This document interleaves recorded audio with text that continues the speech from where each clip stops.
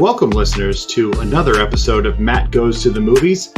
You're probably wondering why I don't sound like Matt, because I'm not Matt. I am Rob Reeves.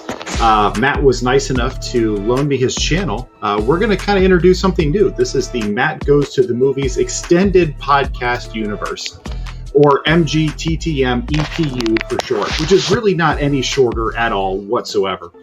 I want to welcome returning subscribers to the show. And if this is your first time listening to Matt Goes to the Movies, you have to subscribe because we're talking about Fight Club.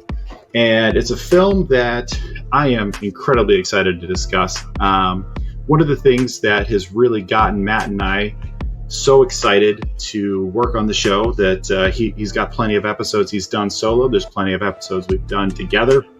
And there's lots of episodes we've done with our friend Harrison from the Basement Binge. Quick shout out to his show. You can find all of the notes. Matt's going to put those in the show notes here. You can find out a way to check out his show. He's been great to work with. We've done a couple episodes on his channel with the Fast and the Furious series. He's done stuff on Matt Goes to the Movies for the Disney Plus show, so make sure you check out his stuff. But one of the things that we've really talked a lot about is the emotional connection that so many people have to films and the things that people just gravitate to about movies. And it really got me to thinking a lot about some of the movies that have made lasting impressions on me and some things that I really wanted to talk about and some films I really wanted to review that might be a little outside the normal content chosen by the program director here at Matt Goes to the Movies. Matt likes to focus on a lot of things that I love. He loves to focus on comic book movies, sci-fi, definitely dabbles in horror. But some of the films that are maybe ones that have really landed hard with me and stick with me and have made a big impact on my life might fall a little bit out of them. So I wanted to take a chance to really kind of get into some of those and some of those emotional connections. And I started thinking about it, and it was something became very clear to me right away that I needed to ask a co-host to come on with me, someone who definitely shares many of these connections to many of these same films.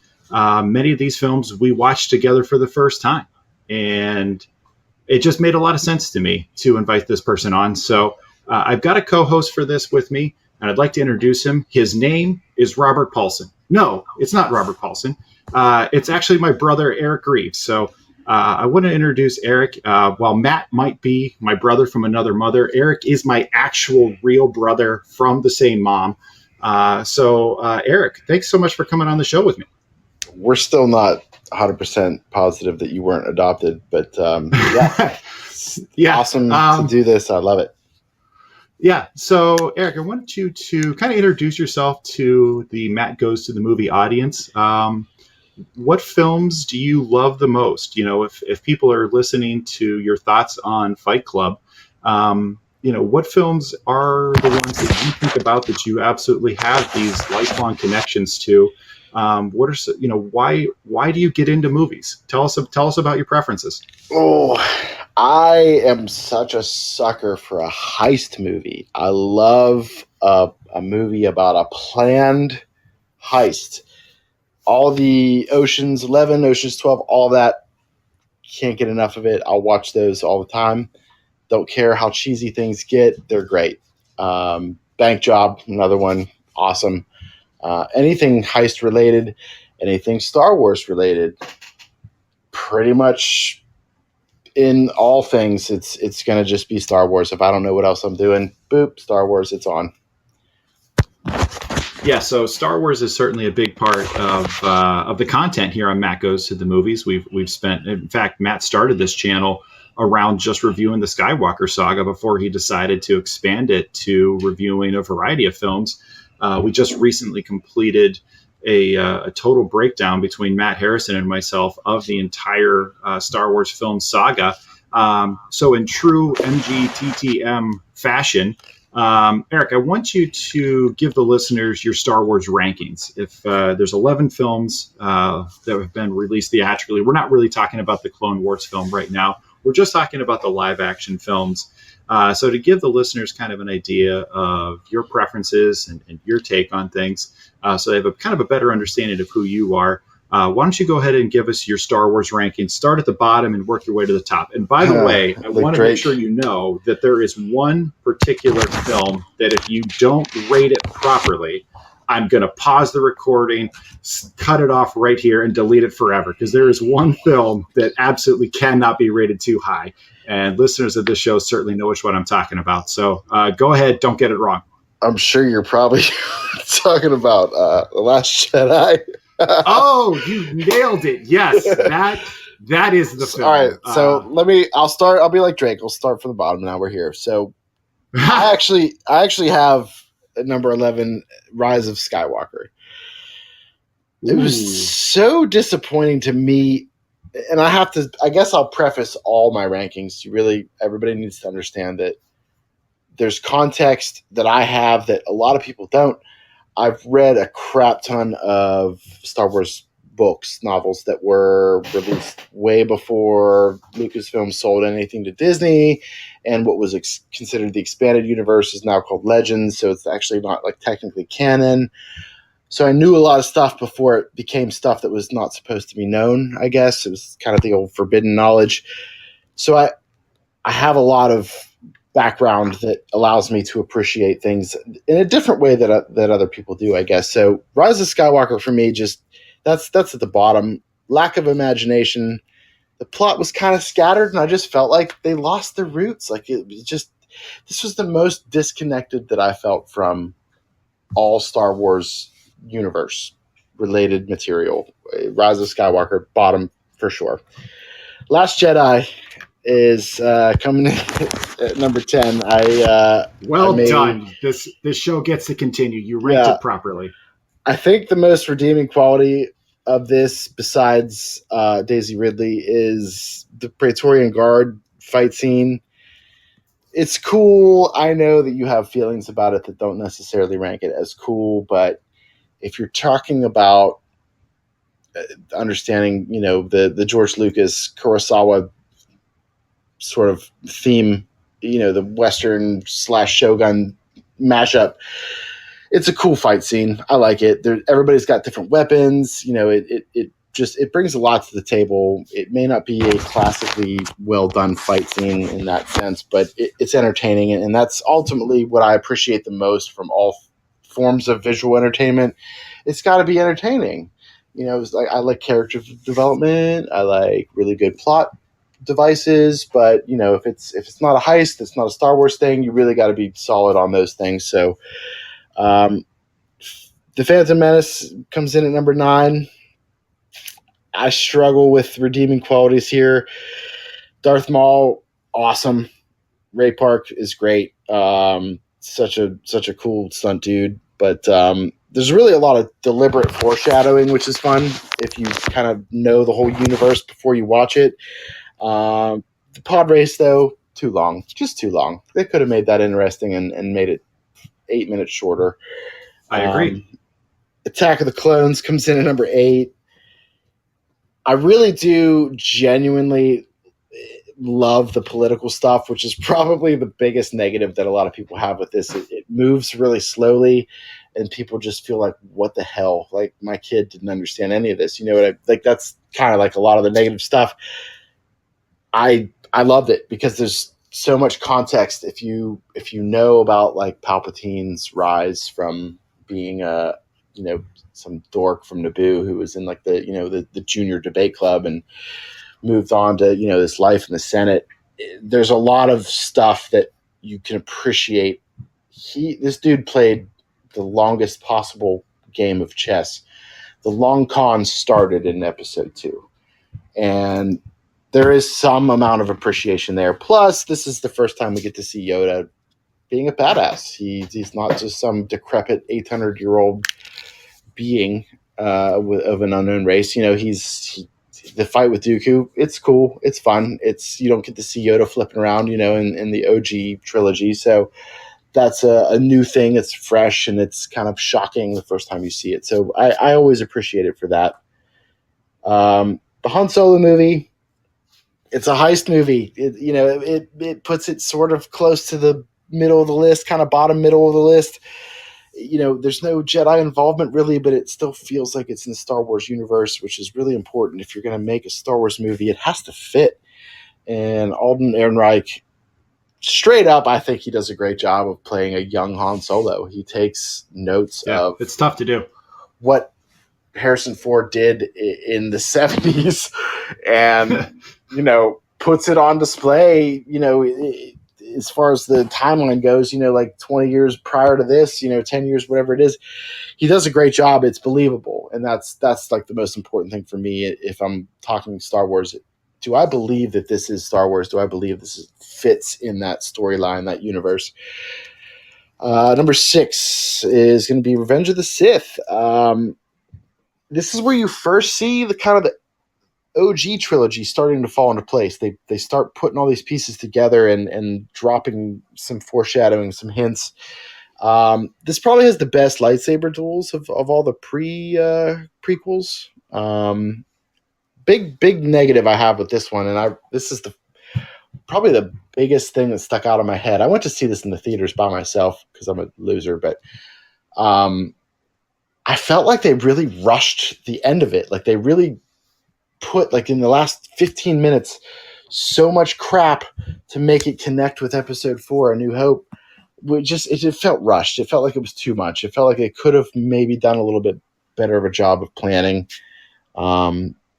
So it was still good. There's still the Obi-Wan fight scene with Anakin it's emotional, which is really cool. This Star Wars really does a good job. If you get into it, it does a good job of eliciting a lot of emotion, which I'll get into with my next rating here, A New Hope. It's Episode 4. This is like the beginning. This is what started it all. I'll never ever forget the first Star Wars experience I had was the VHS special edition. It was like a gold colored kind of box set. Saying VHS has already dated us pretty bad because there are definitely listeners to this show that have never, not only have they never used a VHS, they've likely never touched a DVD or a Blu-ray because everything is streaming. Yeah. Be-kind rewind means nothing. Yeah. That phrase means nothing to a good portion of the audience right now. But that's where it started for me. That's where my memory, it's the seed that was planted in my heart for Star Wars was A New Hope. It will always hold some massive weight. Like they could make 2,000 more Star Wars movies and A New Hope is always going to be like top 5 for me. It's just, that's the effect it has. And a lot of it, so much of it, I'm a big music guy. If I don't know if you've mentioned it before, but our dad was a DJ he still is. It's like going on almost 50 years now. But music is a big part of my life. John Williams, God bless John Williams. And God bless John Williams. Hey, you're here. The Binary Sunset, the first time that Luke comes up in the evening and sees the two suns. The song, is called Binary Sunset, and it's do do do do do do. That, no matter how many times I hear it, gives me goosebumps. It has an impact.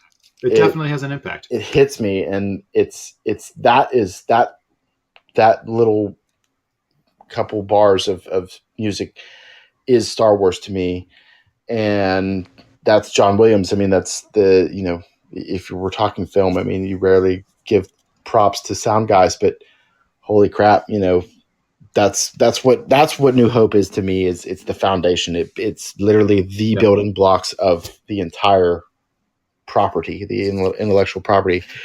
So into the top 4 here, Force Awakens. Star Wars is back, Jack. So excited. You hit it. It's like, the prequels were kind of a bummer. They were cool because it was good. It was good, like new content. I was young-ish, so I could ignore a lot of the crap, the stuff that wasn't good, and then watch it a bunch of times before everybody ruins it for me and makes me feel bad about liking it.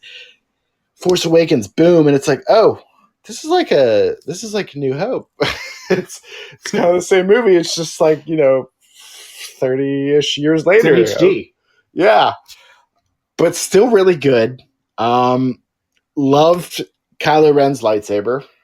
It's something different. It gives you a thing to look at, and it's like, oh my god, it's like a claymore. It's like Braveheart. Woo! So much fun with that. Finn and Poe Dameron, they have really good chemistry. There's a lot of really good comedy there. When Poe is matched with Kylo in the very beginning, and he's like, I don't know how does this work. Do I talk first? Do you talk first? It's subtle. It's really good. Finn's play with BB-8 and try to impress Rey, like that's all really good stuff. It's new because Star Wars wasn't like a big comedy type of thing. The comic relief was limited to droids and some Han Solo, being a scoundrel type of things. But this was like the first time you really get to see legitimate comedic relief, and it's good. It's well done. Really like that. So number 3 is going to be Return of the Jedi. I am not ashamed to say this. I'm a sucker for the Ewoks. I think they're hilarious. That's a hot take. Yeah, it is, and I don't care. I'll fight anybody who disagrees with me. Don't at me. Ewoks are okay. My screen name from, what was it, like 6th grade? What the hell age was I? Like 11 or 12? So this is like 96, 97, around there. My forever screen name is Ikcha 007. You know where the 007 comes from?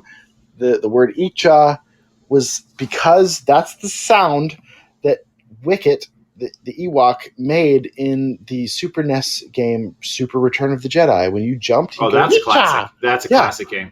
Yeah. So love the Ewoks. My giant Maine Coon cat, he's like 20 pounds and he's a dick. His name is Wicket. Okay, there's that comes directly from this. This is Return of the Jedi is awesome. Salacious Crumb gets a ton of screen time. He's the little rat thing that hangs out with Jabba the Hutt. If you don't know, he's hilarious. His little laugh, it kills me. The barge, Jabba's barge in the Dune Sea with the Sarlacc pit. That whole scene is awesome. That's the most screen time that Boba Fett gets in the entire saga. If you discount it's wasted. The Mandalorian, it kind of sucks because it makes him kind of look like a punk. It is what it is, but it's a really cool scene. All kind of stuff happens. This is Luke Skywalker at his baddest level at that point in the series.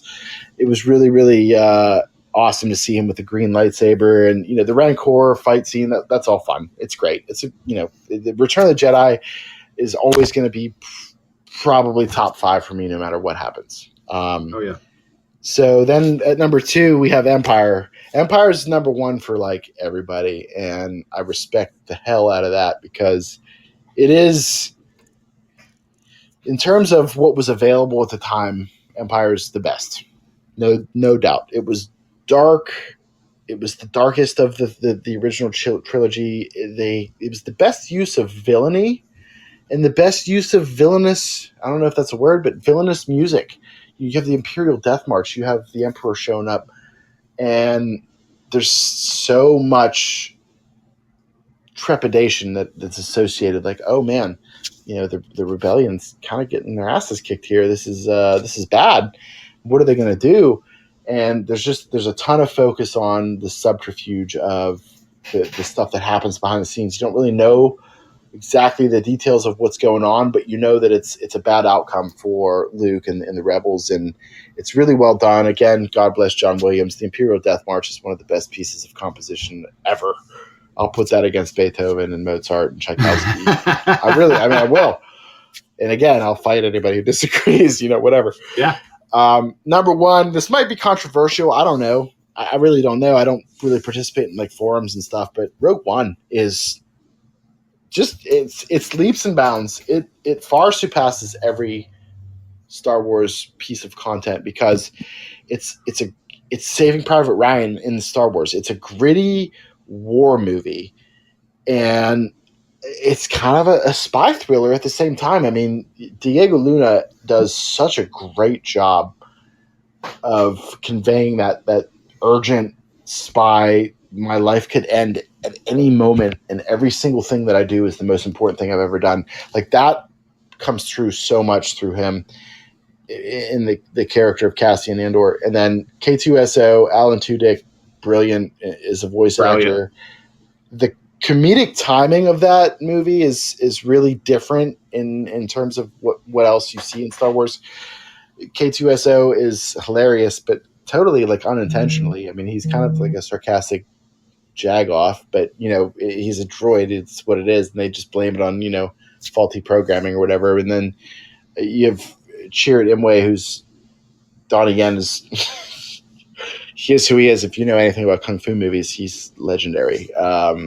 Such a I wish character. more people knew Donnie Yen, because that guy is a badass.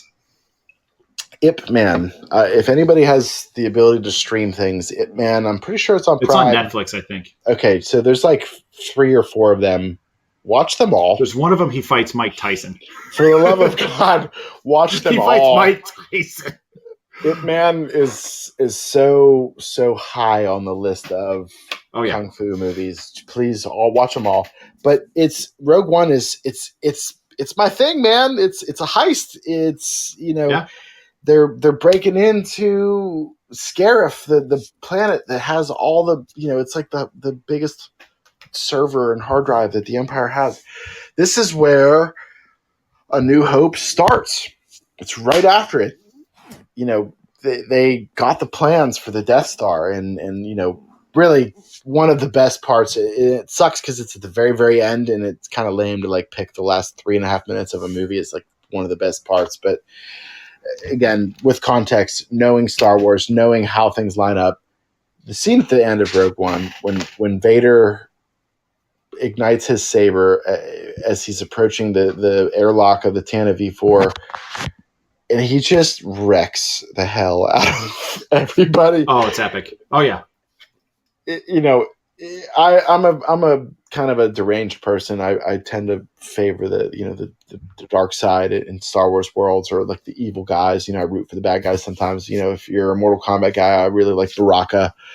The violence, it's all more in my wheelhouse. And so Vader just igniting that saber, it's darkness, and then all of a sudden it's red, and that he's about to just hit dingers and drop dong on everybody, and he does, and it's really, really well done. And the urgency that they convey, Rogue One has so much urgency about it. There's so many scenes where you're just like, holy crap, like I'm on the edge of my seat. It's such a great movie. If you know nothing about Star Wars, you can watch Rogue One and appreciate it as a great film. If you do like Star Wars, you can appreciate that there's like no Jedi action whatsoever, and it fits in the Star Wars universe, and it's still fantastic. With some setup, there's a lot of, again, books. They produce so much. They create a lot of backstory and help drive things. But Rogue One is my top. It's my number one. So I wanted to definitely hear your rankings and get them officially recorded in the annals of the Matt Goes to the Movies listings, because that's sort of part of the tradition of this network. So I've got your 11-1, Rise of Skywalker, Last Jedi, Phantom Menace, Attack of the Clones, Solo, Revenge of the Sith, New Hope, Force Awakens, Return of the Jedi, Empire Strikes Back, and Rogue One. When I had done this same exercise with Matt and Harrison, which certainly check it out on the channel, you can find it. There's 2 different episodes. We go really in depth on these, but I think it's really part of the reason I wanted to do this. A is because Eric's really been into Star Wars. As much as I love the films and the games and the shows, I haven't spent as much time getting into the extended universe and the novels and such as he has. So I think it's just, like I said, it's a great way to kind of get a gauge on a person's preferences and if they're like you or not. And he rated Last Jedi properly. So just to run mine up the list real quick, I have Attack of the Clones at 11, Last Jedi at 10, Phantom Menace at 9, Solo at 8, Rise of Skywalker at 7, Revenge of the Sith at 6, Force Awakens at 5, Return of the Jedi at 4, Rogue One at 3, because I'm too much of a coward to actually rank it number 1. New Hope at 2, and Empire Strikes Back at 1. So really, those rankings are very, very close for the most part.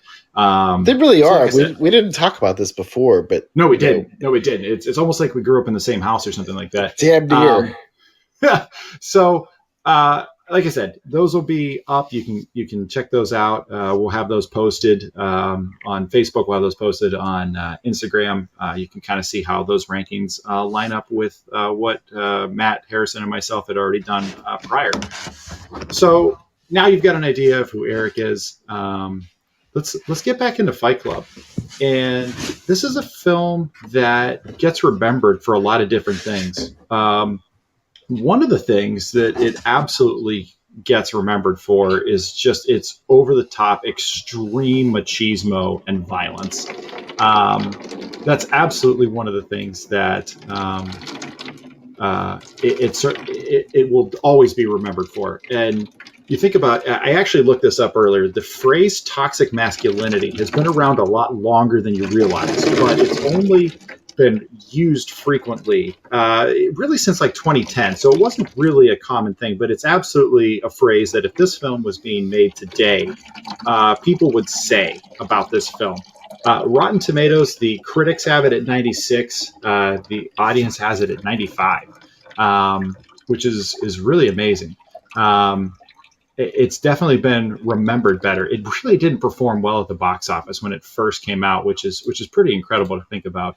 One of the things that I'd kind of forgotten about, so in my preparation to do this, I rewatched the film somewhat recently, and I pulled it off my shelf because I do own this film on DVD. And the special edition that I have has this really cool insert that has a lot of quotes about the film. And this is a film that doesn't shy away from what it is. There's definitely some pretty scathing reviews of this film out there, and they really embrace it in a way that I think most films wouldn't even bother to. So the inside of the DVD insert, which really is, as more and more things go to streaming, like this, that'll be kind of one of the things that gets lost. You know, I think the fun DVD menu, like when you actually click on it, it says, I am Jack's movie, you know, like those kinds of things, as streaming completely takes over and physical media becomes a relic of the past, little clever things like that are going to get lost. And I think that's kind of a bummer. But going through the DVD insert, you know, they've got some different quotes, and I've got David Anson from Newsweek here. He says, this is not a movie that can be easily dismissed or forgotten. Fight Club is the most incendiary movie to come out of Hollywood in a long time. That's hard to argue with. The next one they quote is from Roger Ebert, the late Roger Ebert of the Chicago Sun-Times, probably the most famous film reviewer ever. You know, him with Siskel, you know, Siskel and Ebert were incredibly influential and popular, and probably the only two film critics most people can remember. And certainly the two thumbs up model is certainly a big hallmark of what people remember about them. So Roger Ebert says, Fight Club is the most frankly and cheerfully fascist big star movie since Death Wish, a celebration of violence in which the heroes write themselves a license to drink, smoke, screw, and beat one another up. I didn't pick up really a lot of fascist undertones in this. If anything, it's much more anarchy than it is fascism. It's a rejection of rule. It's a rejection of order. Certainly a rejection of authority. So I'm not really sure where Ebert gets off on calling it fascist. That doesn't make a lot of sense to me. And think about this next one. Okay, so this is Kenneth Turin from the LA Times. A witless mismatch of whiny, infantile philosophizing and bone-crunching violence that actually thinks it's saying something of significance. That's a scathing review. That's a review that really cuts right to the bone. And this is a film that's okay, Boomer. That's the response there. I mean, that's the same for Roger Ebert too. You know. Yeah. You think about how scathing those reviews are, and this is a film that flips it the double bird and includes it on their DVD insert. Like, they lean into it. That's a Tyler Durden full-on move right there. Uh-huh. Like, that's just like a badge. That's him saying, "Hell yeah, these old people hate not your khakis." Great, yeah. That's it. And this is actually, the DVD insert is kind of full of it. So I think if you happen to have a copy of this on your shelf, go find it because it's really interesting. Our next segment is called teaser trailer, and if you've clicked on this review, if you downloaded this episode, if you're listening right now, there is a very high percentage chance that you have seen this film. I believe a lot of people have seen this film. However, I got to imagine there's at least one person right now who's listening to this trying to figure out if they should watch Fight Club, or maybe you've heard about Fight Club as this great movie that a lot of people get into, and you're trying to decide if you should take the time to watch it. So this next segment is called Teaser Trailer. And Eric, I want you to go first. If somebody has never seen this film before, spoiler free, what would you tell them to entice them to watch it? Well, I guess if you are not the type to watch a movie more than once, then I wouldn't recommend it.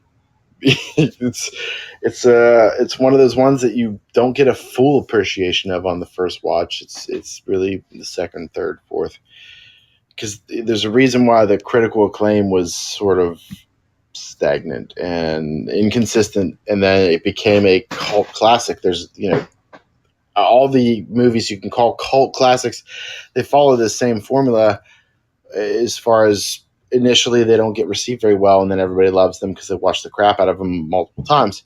So if you're not a multiple watcher type of person, then maybe it's not for you. If you were born at all in the 1980s, maybe a little bit before that, that's pretty much all I need to say is, yeah, you're going to be into it, because you're going to understand that your whole entire life was dictated by what the television told you. And you might be angry about that because you were maybe promised a certain type of life based on what marketing said, and you weren't delivered what you expected, and so you might work some crappy menial white collar ish low end job where you're not valued, and you have some anger. And I mean, this movie really lets it out.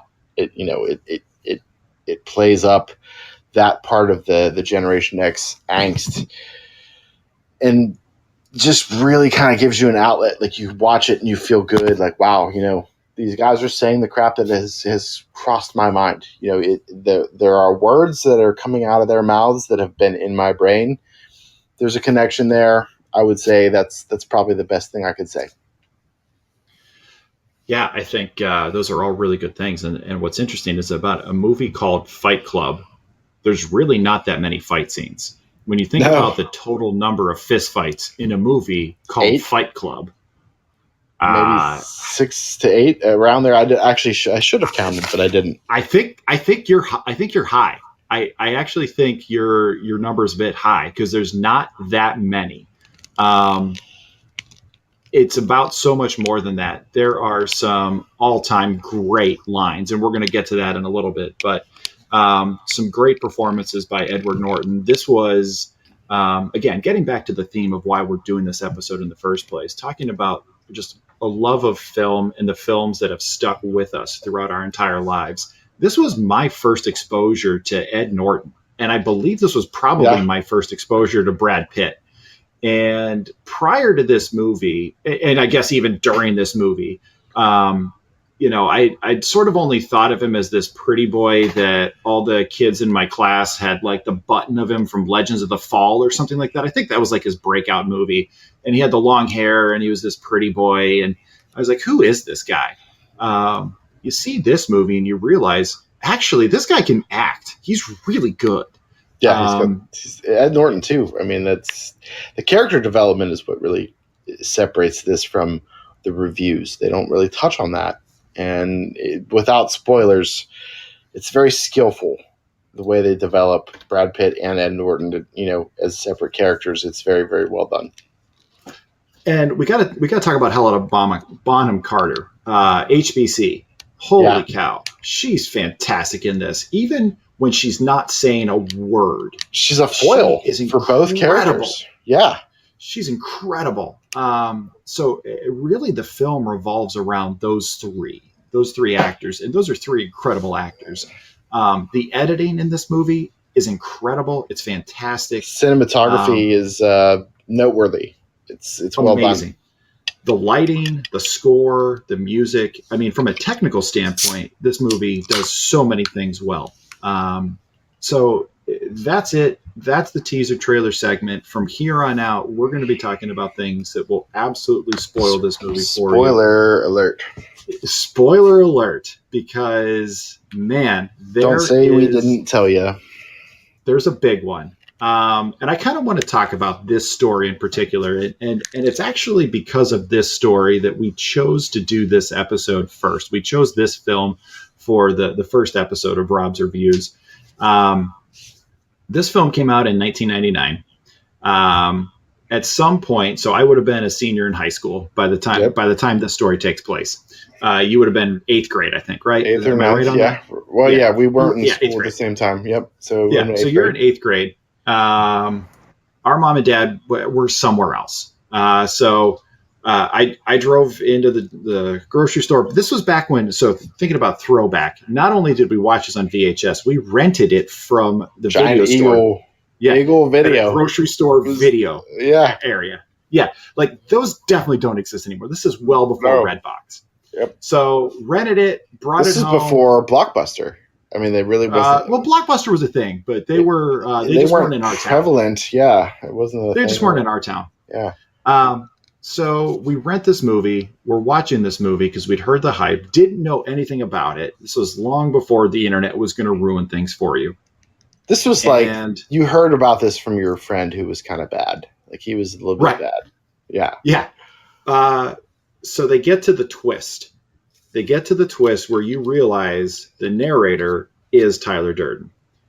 And it took us a second. And we were like, wait, what? And then they really go into it. And then you realize he is Tyler Durden the whole time. That's the big reveal. That's the big twist. I stood up, I walked over to the VCR, and I hit pause. And we just kind of looked at each other and went, what the hell just happened? Yeah. What? Oh my God. Like, wow. And I cannot think of another movie I've ever watched. I'm going to be 39 in 4 days from the day we're recording.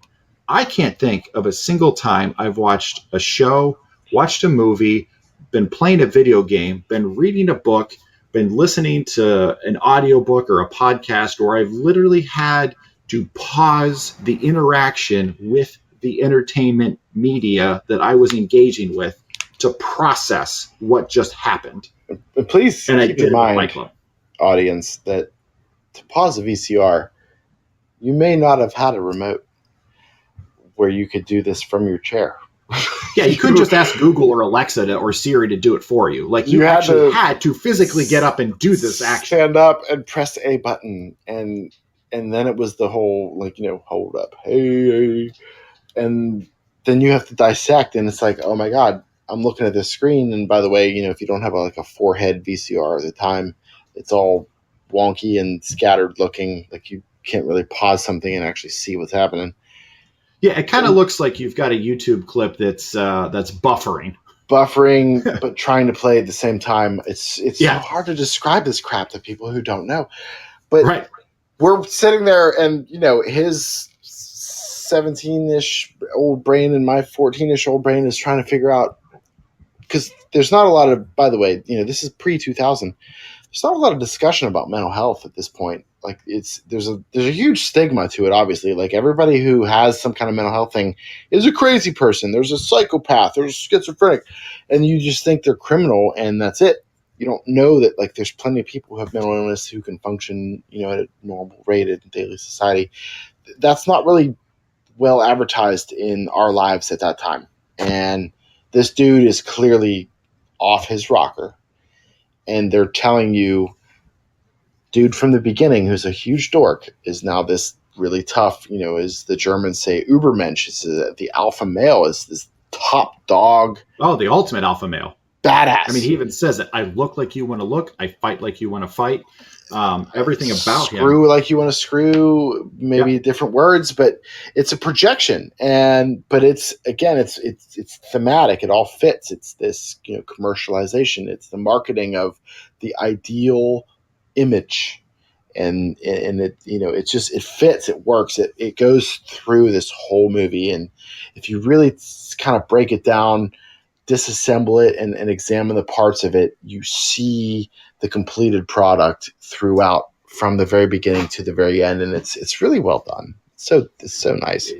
And when you rewatch it, it becomes very obvious that not only is Tyler Durden the stand-in for the narrator, he's intended to be the stand-in for the viewer who's watching it, who wishes he was ripped like Brad Pitt is in this movie, that dresses the way that he does, can pull off sunglasses at night the way that he does, cares about nothing the same way that he does. He's just kind of has not a care in the world. Yeah. Devil may care attitude. Exactly. Has no real obligations. Just seems to be able to come and go as he pleases. Is not worried about a boss. Is not worried about his taxes. Is not worried about an upcoming election in any way. It becomes obvious on rewatches how much Tyler is supposed to be the stand-in for much more than just the narrator. It's really kind of interesting, and that's where once you've seen the big reveal, once you've seen that twist for the very first time, this is a movie, like you had said earlier, you have to watch a second time to truly get it and to truly enjoy it. There's levels because to of all this. the little things. Yeah, there's levels. Like, there's so much that the movie projects as like a message that's in conflict with what it actually stands for. Tyler, just talking about, just his badassery, right? This dude doesn't care about anything. There's so much about his throwaway attitude. But, there's a scene where he talks about, like, oh, where's your car? And Tyler says, what car? Because he stole this thing and then ditched it. Like, it's so much against the commercialized, marketed, single-use throwaway idea. But Tyler is that cavalier throwaway type of guy who is against that very same concept. There's just so much that's in conflict in this movie. It's kind of hard to reconcile. You really can't. In one watch, you can't appreciate this movie the way that it's supposed to be done. It's complex. It's more than that. Something that Matt had said, he had just recently reviewed The Dark Knight, and I'd certainly encourage everybody, if you haven't had a chance to watch that film, please go do it. It's an incredible film. But if you haven't had a chance to listen to that episode yet, do that as well.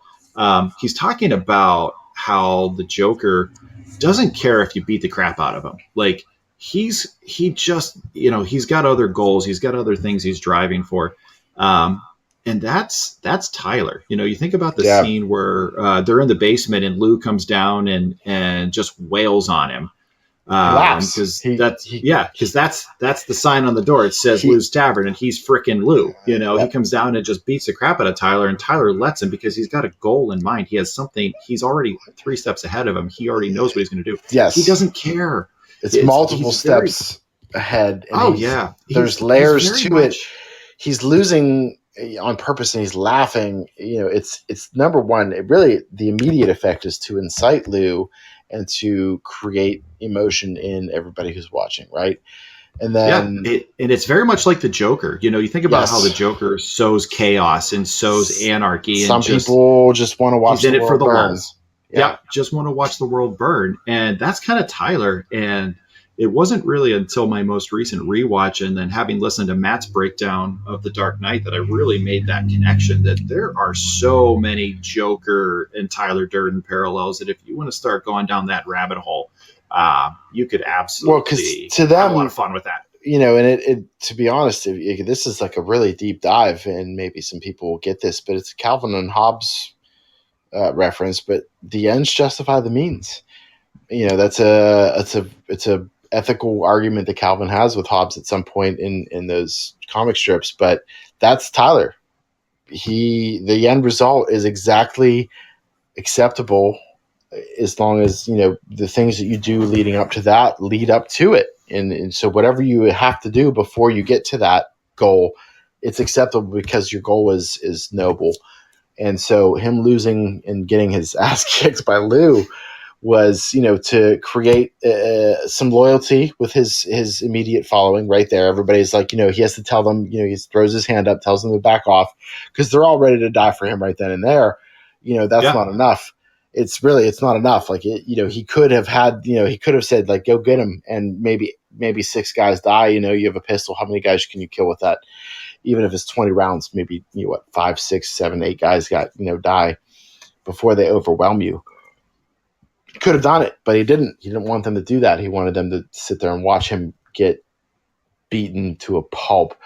And then he flipped it, and it was instant. It was so fast. Nobody saw that coming. Everybody thought, "Wow, what's going to happen here?" I was in suspense the first time I saw it.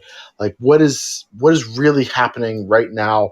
He's just letting himself get beat. Like, we know this dude is hard. He's carved out of stone, and he's just letting this fat Italian guy who thinks he's a mobster just smack him around. And then he flips it. Yeah. He flips it, and then he's it's one of the great lines. "You don't know where I've been, Lou." And he kind of scares him because he's just hacking and puking blood into this guy's face.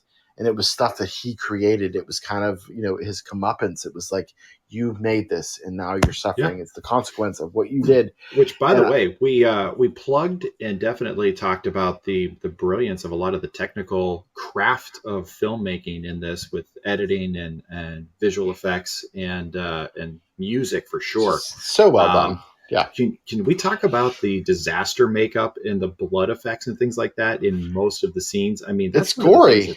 It's gory. Very gory. It's believable though, and that's like where it kind of turns you off a little bit, and that's actually part of the appeal of the movie for me, because it's like, ew, it's beautiful real at times and ugly at other times. Yeah, like I believe that. That's kind of what he would look like, And so he's just spitting and hacking all over Lou, and all he wants, and gross, yeah, it is. It's sick because he's kind of over exaggerating his gagging, but and he's saying, "You don't know where I've been," which is really funny. But like at the time, it's not. If you understand, like it's kind of an indirect inference to he could be positive for some terrible virus, that is sexually transmitted or blood transmitted.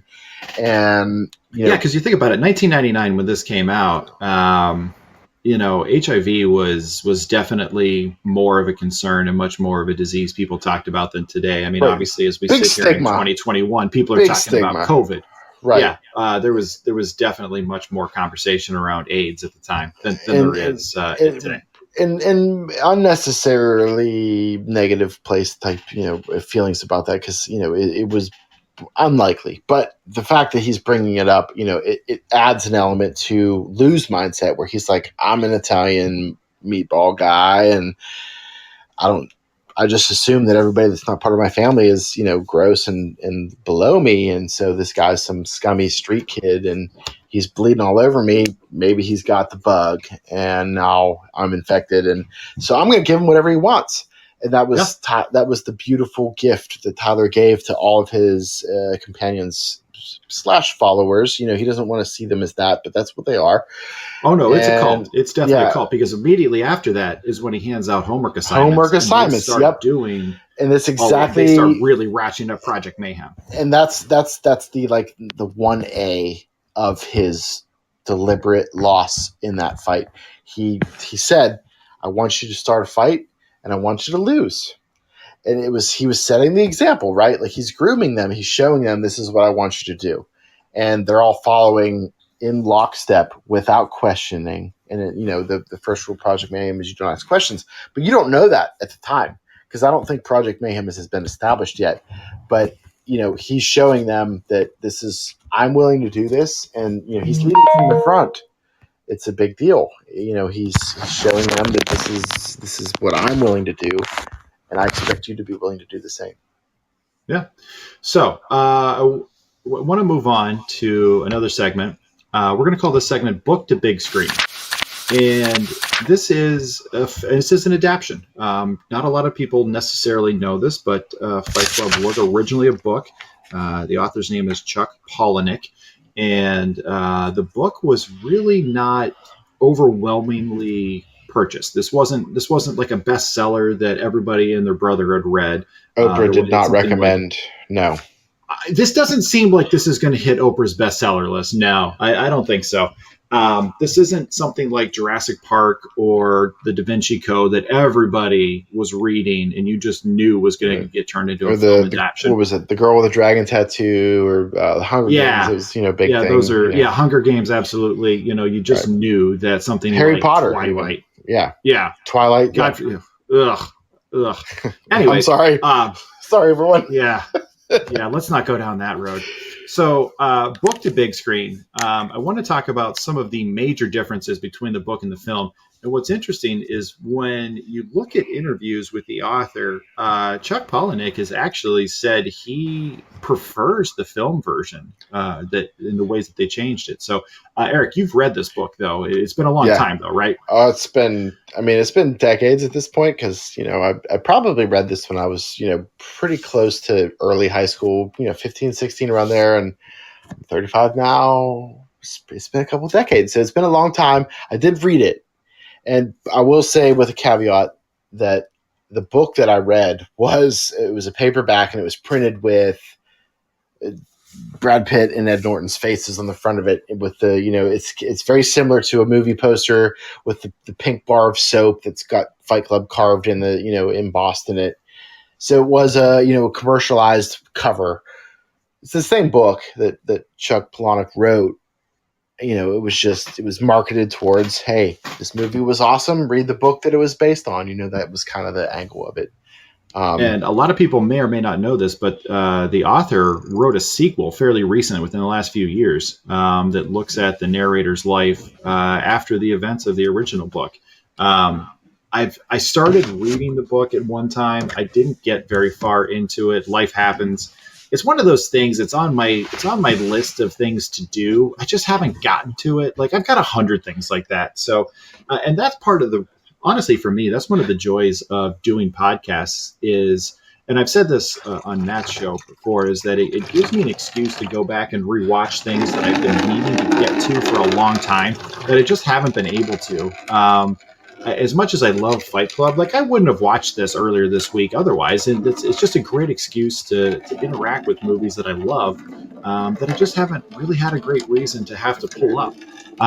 So I want to talk about some of the major differences. And one of the first ones that comes up is the narrator choosing to stay with Tyler. Now, in the book, the film, actually, it shows him calling Marla first. And that's kind of a great scene, and I think it really works.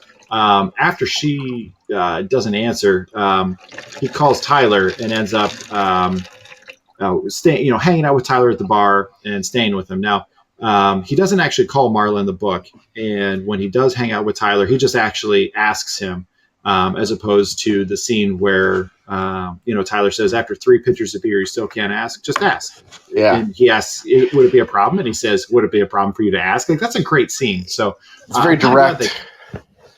I think it's a great early introduction to Tyler's character and just how that relationship. It's kind of the first time he's confrontational with him. Like when they meet on the plane, it's kind of friendly and jovial. The first kind of somewhat abrasive thing that he says is, like, he's like, it's very clever, and he's like, oh, thank you. And Tyler says, how's that working out for you? How's that working out for you? Being clever, So, oh, well, I guess keep doing it, and that's like the kind of the first thing where it's like, oh, this dude is not the same as everybody else. But yeah, when he's very direct and confrontational with him about, is it so hard to ask? Just ask, it's important. It's a good part. Yeah, I think it was a good change. Another change, Chloe, who is at the end of her life at one of the support groups. It's kind of a tough scene to watch, really. And in the film, we see her basically just begging for anybody to have sex with her one last time. It's kind of tough to watch. It's really dehumanizing in a lot of ways. Narrator describes her as like what Meryl Streep's skeleton would look like if you made her smile, and it's dark. There's some dark humor here, which you may or may not appreciate, but it's well done. It's in the name of the art in the film. It's not superfluous or excessive, I don't think. Definitely dark comedy throughout this film. And I actually, just sidebar, I don't think this film gets credit for being as funny as it is, because everybody just thinks about shirtless Brad Pitt punching somebody. Yeah, the seriousness of what it is blamed to be, versus what it really is. There's a lot of really funny moments in this film. So getting back to Chloe, in the book, she only talks about it directly to the narrator, much less humiliating than how it's presented on film. I don't know. I could go either way on that one, although it is a funny scene the way it's presented in the movie. The next one is Bob had bitch tits, and when Bob with the bitch tits dies, in the film, it's, he gets shot in the head in serving Project Mayhem, destroying a cafe and some art in the process. In the book, he actually dies robbing money from a payphone, which is much less interesting, and I think the film version's a lot better. Yeah. Well, I mean, if you're listening right now, raise your hand if you even know what a payphone is or what a phone booth is. Right. It's something that's largely disappeared in the last couple of decades. It's obsolete. I remember calling mom and dad on the payphone saying, "Hey, practice is over. Come get me." It was a payphone at our high school, and my kids will never make a phone call using a payphone. It will never happen. They don't know what. Never do it. Bill and Ted's Bogus Journey and Bill and Ted's Excellent Adventure. Oh, wow. Yeah. Those are throwbacks, but that's about phone booth. So quick sidebar, that's an update. What will kids think Superman changes into from Clark Kent to Superman? If phone booths don't exist anymore, where will he go? Gotta be a closet, right? Like everywhere, everybody's got closets now. People have closets in their offices. Yeah. So going on to the next change, we're going to look at how the narrator and Tyler Durden first meet. In the film, it's an incredibly iconic scene. It's one of my favorite scenes in the movie. They meet on the plane and they talk about how they have the same briefcase and the single serving friend and that whole thing. We just referenced the part where he says very clever. Being clever. Oh, it's incredible. Yeah. Good exchange. The book has them meeting on a beach and just a very different scene altogether. That doesn't fit, does it? It's darkness, right? Like this movie is literally pretty much dark the entire time. There's nothing about a beach that would make me think Fight Club. No. I think this was another really good change. In the book, another change, the narrator ends up in a fight that hurts him so badly that his cheek gets kind of like a permanent hole in it throughout the rest of the story. First of all, for the VFX team in 1999 to have to contend with that is a lot more than they need to do. And it doesn't really add anything. So I don't think this is one of those changes that really would have made much of a difference one way or another. It would have been like an hour and a half worth of movie time that they would have needed to have edited Ed Norton's face to have a hole in his face. That's significant. That's a lot of work. That's a lot of CGI. That's a lot of animation. That's a lot of money to pay for what I think was fairly low budget, because this was not if you cancel the actor fees, this was not like a huge production. No, I don't think, and like you said, it wouldn't have added anything to the film. There's some part of your idea of Chuck Palahniuk saying the film was much better than the book. Maybe it's a humble brag because usually that's not the way things go, but it's kind of true. Creative people very rarely can separate themselves from the work to the point where they could ever admit that somebody adapted their work and did it better than they did. I don't see Mariah Carey ever saying that somebody who covers one of her songs could ever say that they sang it better than she did. That's just something you just couldn't ever fathom happening. So I want to get to the next one, and this is kind of an interesting one. There's a great scene where, and it plays out a couple times, but it starts with them kind of, in Tyler's bathroom talking about who would you fight.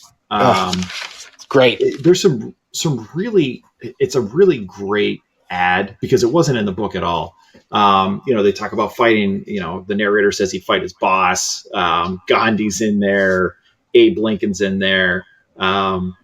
It's really kind of an interesting, and I think it's a great scene because it shows the two of them really bonding, and it really shows the narrator leaving behind his perfect little IKEA life and really embracing the shithole life that Tyler is living in. And you see this as clear moment this is flipping. So There's Eric, I'm angst. going to ask you.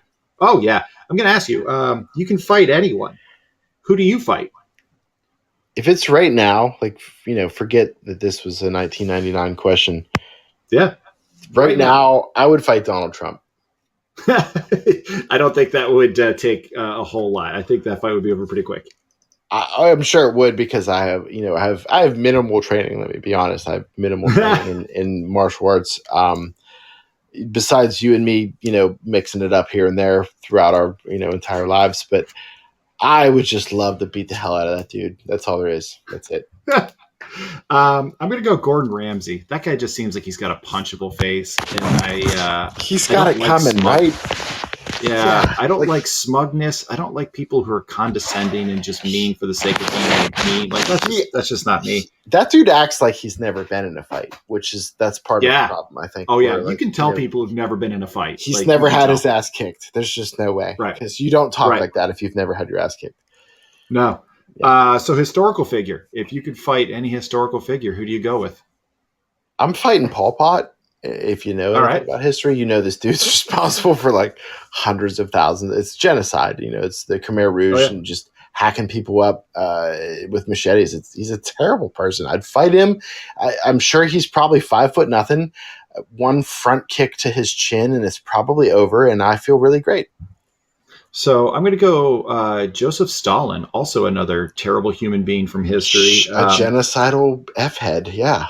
Yeah, a maniac. Yeah, killed a lot of people, and certainly had a lasting negative impact on the world. But see, I think Stalin would be a fairly tough fight. I think that dude's probably pretty tough. Well, just being Russian. Prime. I'm saying prime Stalin. Yeah. You grow up, it's cold, right? Like it's minus 30 every day, and it's dog eat dog. You don't get to be, basically the dictator of a communist nation by like being a nice guy. Like he's like because your dad knew somebody. No, you're fighting for that, right? No, he's absolutely placed poison in somebody's goblet at some point in his life. He has absolutely slit somebody's throat from behind. Like there's no doubt in my mind. So that dude's tough. He's asleep with one eye open type of dude too. You're not sneaking up on him. That's all face to face. And then that's a good pick. You could fight, I like that pick actually. If you could fight any celebrity, who would it be? All the Kardashians at once.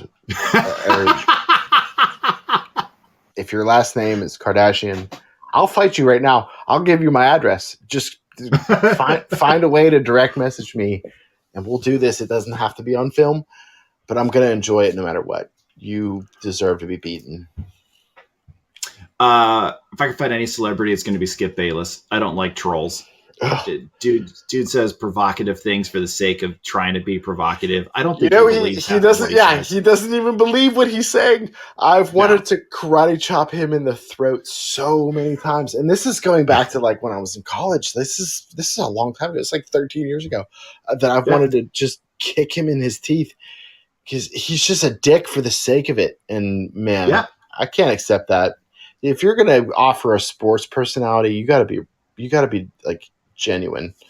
And I don't think he's genuine. So that's my support list. That 100%. Yep.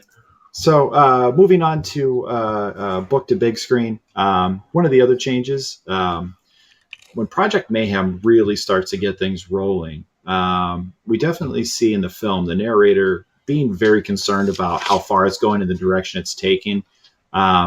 He's not even fully aware necessarily of Tyler's involvement. He's not really sure entirely what's going on. In the book, this divide, it's just not really strong. The narrator doesn't really show the level of concern to Project Mayhem and the level that they're taking it to. In fact, he's actually going along with it from the start. So I kind of think for the sake of drama in the film, I feel like this was a better change. Eric, what do you think? It brings so much because there's a couple points throughout this where you notice some frustration on the part of the narrator.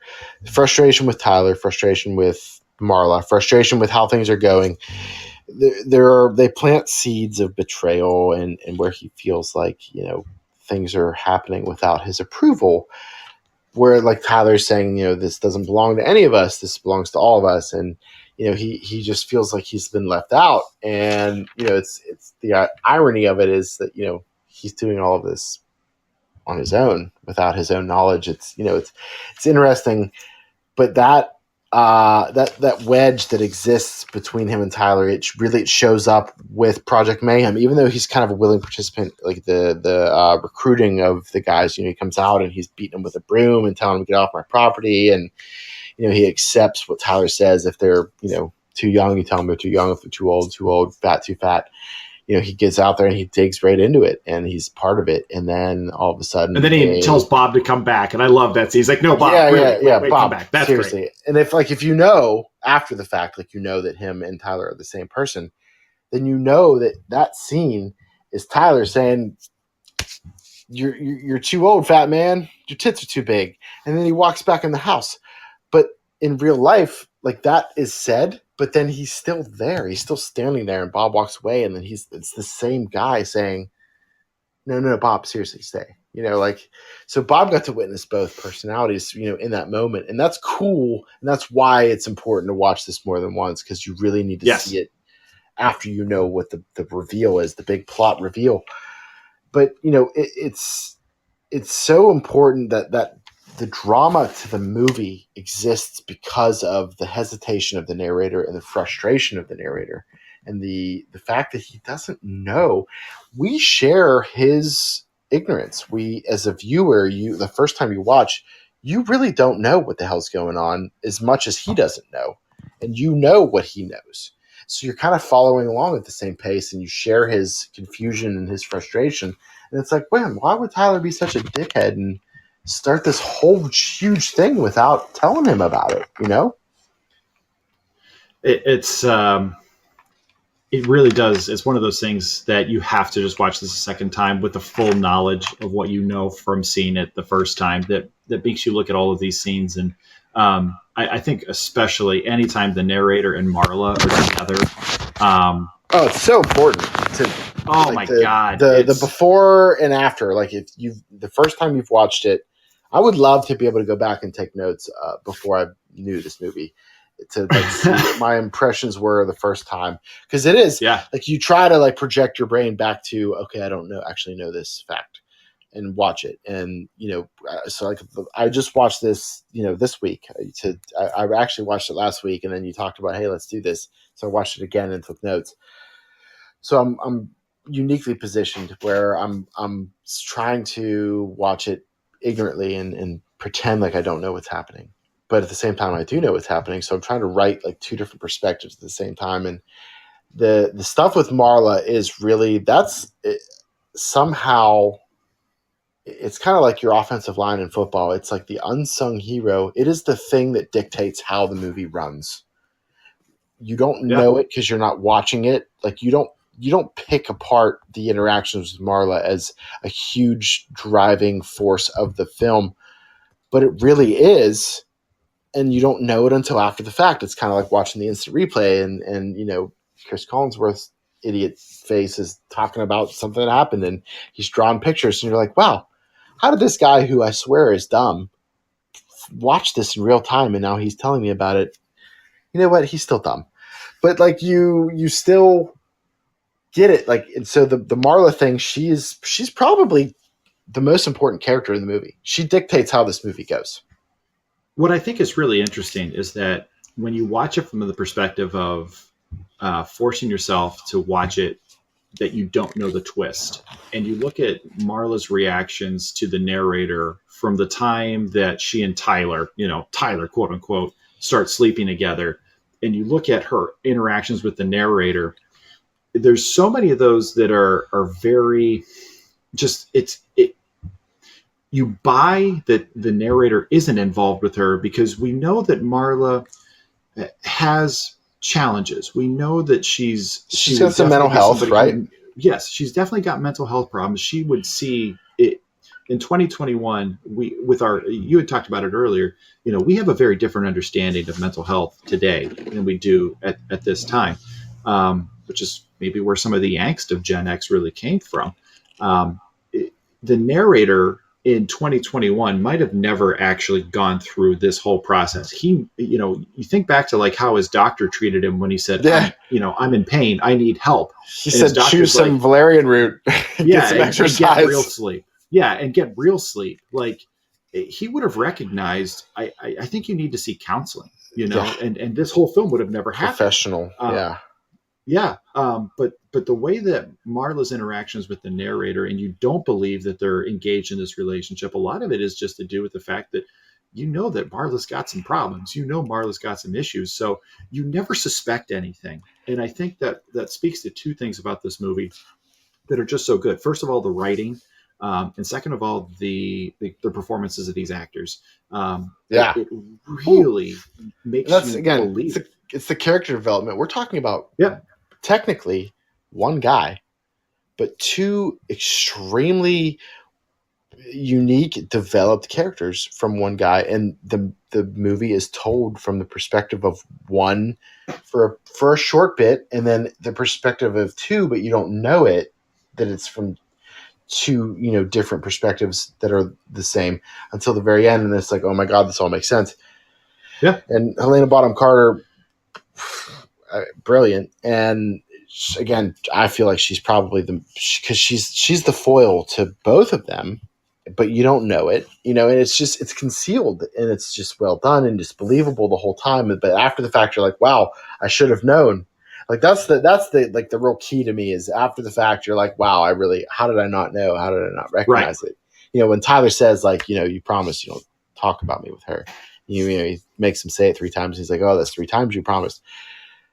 You just take that as like a quirky bit that, that's part of his character. He's just kind of a goof. And, but then after the fact, you realize like, oh, he said this because that's the non-dominant personality that is factoring in as the primary role right now. He's telling him, don't have a conversation about this personality because then you're going to understand what's going on, and you're going to know that I don't really exist, and I'm a figment of your imagination, and that's going to make everything fall apart. You're going to I gotta say, if you want to pick kind of one thing about this movie that's a little bit unrealistic, or it makes you wonder how the narrator never truly caught on what was going on, Marla never calls him Tyler or says his name as Tyler until after we, the audience, know the twist. So if you want to maybe nitpick something, and look, if you want to explain it, I think there's an in-universe explanation for it, in that the Tyler personality blocks that from his memory, his ability to receive. That's plausible, right? I think that's plausible. Because he's blocking so much other stuff, right? Like, they even say, like, sometimes you are viewing me from your perspective, and sometimes you're me viewing you from my perspective.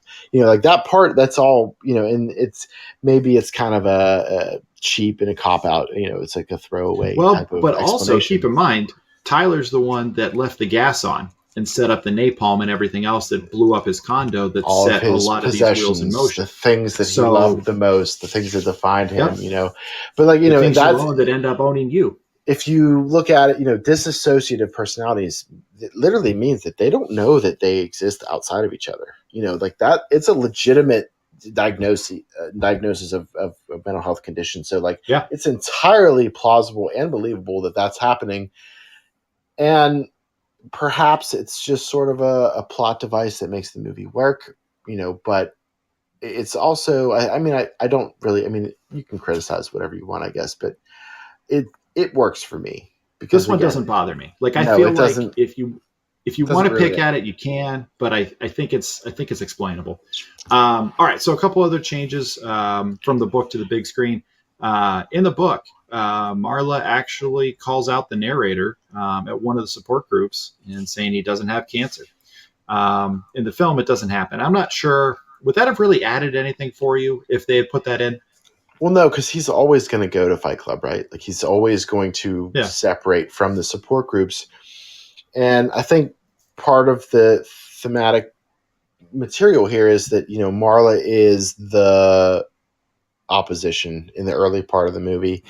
she's the wedge between him and his happiness, because his happiness is based on the support groups where he can cry. And, he says when people think that you're dying, they really listen instead of waiting for their turn to speak. For their turn to speak, yeah. And so, like, he's talking about if there's another faker present, I can't cry, I can't release. He refers to Marlis as a tourist, and he just, she's the villain. She is the antagonist in his storyline. And so if she outs him, like in the book, I don't think that brings anything to the film. It would be like just a different way for him to move away from the groups, because the groups don't really add anything. It's kind of a setup. It's a backstory. I made a note about the first 30 minutes or so of the movie. If you only watch it one time and you don't know anything about Ed Norton, Helena Bonham Carter, or Brad Pitt, you're going to find the first 32 minutes to be very dull and lame, and you may not watch beyond that. But after the 32-minute and 14-second mark where Brad Pitt says, I want you to hit me as hard as you can, the movie changes. But those support groups, that's all, it's just a setup. So I don't think that the difference in the book and the film changes much in terms of, I think it's a great thing in the film where they don't do that. Whereas the book, it's probably kind of a just, it's ho-hum. I think what's an interesting point that you just brought up, if you only watch the first 32 minutes, up until you're right, there is absolutely a change in this movie from the time he says, I want you to hit me as hard as you can. It completely changes, and it never slows down from that point on. People watch movies differently now. People watch TV differently now than they ever did. When this movie came out, if you were going to watch a movie, you're like, if you're not watching it in the theater, you're renting it or you're buying it on home video. You're coming home, you're popping it in the VCR, and you're watching the whole thing. It's still an event, right? Like, it's nighttime. Yeah. Your home buzz and activities have ceased. Like, everybody's homework is done. Nobody is talking on the home phone. There are landlines back then, like where you actually pick the phone up and talk on it. Like, everybody is gathered in one central location. The lights are dimmed. Your surround sound is cranked, and you're all experiencing this, and there are no interruptions. There's nothing to distract you from it. But I feel like a lot of people now, if they're going to watch something they've never seen before, there's a lot of people who watch movies or watch TV shows like on their phone, on their lunch break at work. And that's me. Not gonna lie, I do that sometimes too. But if you're the kind of person that's like, oh, I want to hear what the buzz about Fight Club is about, I've never seen it, I'm gonna give it a go. And by the time you throw your food in the microwave and you sit down, and let's say you've only got half an hour for your lunch break, so you're really, by the time the phone loads everything and you're sitting down and ready to go, and you get through the credits, like, you've got maybe 20 minutes of the film that you're going to watch. If that's how you start this movie, you may not choose to like pick it back up, because it's like, it would be tough. It would be tough to, like, if you're thinking about it from a lot, now people are the high rate of consumption and the short limit on content. It's 24-minute bites of content at a time. If you think about it in terms of like a TV show and like a movie, a short series, a mini series, that first episode, that's what that is. That's the first, half hour or less. The first episode is kind of crap. It's not a very good pilot. It doesn't set up the movie for what it really is. It's not a good representation. It's not a good leader. It's not a good pilot. If you have watched it and understand it and you've seen it a few times, then the first 30 minutes or so, it appreciates in value. It actually becomes much better, because you get like, oh, they really were like, there's a ton of foreshadowing in this movie. There's so much. Not to mention the like 3 times that 2 frames of Brad Pitt as Tyler Durden show up, in the office. I think there's like 2 or 3 times that there's just like 2 or 3 frames of him that just blip right Well, in they and right do out. that like splice, where it's Yeah. part of the gag. It's kind of meta. It's it's a self reference where Tyler has a night job where he's switching reels at a movie theater, but he splices He puts the porn in. one frame of porn into a child's cartoon type of movie, and Yeah. they show it, and it's like like cartoony, and then it's like a moan, and it's like everybody they don't know that they saw it, but they saw it, But that's Ed Norton the whole time. It's because he's an insomniac, and so it fits. It's very cool. It's just the beginning is not great until after you've seen it. It's kind of like a really good wine or spirit that has matured with age. You appreciate it more after you're done with it than you did when you had it. So the final difference in book to big screen here, the ending. In the book, Tyler's plan is to be inside the building as it explodes around him. The whole point of this is he wants to be a martyr for the cause. Martyr, yeah. Yeah, and it really doesn't seem necessary. I'm not sure that it's really needed. I don't feel it misses anything. Including that iconic final shot was definitely a big change because on the book the narrator is in a mental institution, and you find out that there's different members of Project Mayhem that they're still out there. They're still carrying on those wishes of Tyler Durden, waiting for him to come back. It's very much a cult, and it's the cult of Tyler. There's obviously, like I said, there's a sequel that's been written, but the ending of this movie, it's the narrator's got no pants and he's just standing there in his socks holding Marla's hand and watching as these buildings fall. To this day, anytime I hear the song "Where Is My Mind" by the Pixies, I can only picture this scene. It's the only thing I think of anytime I hear this song.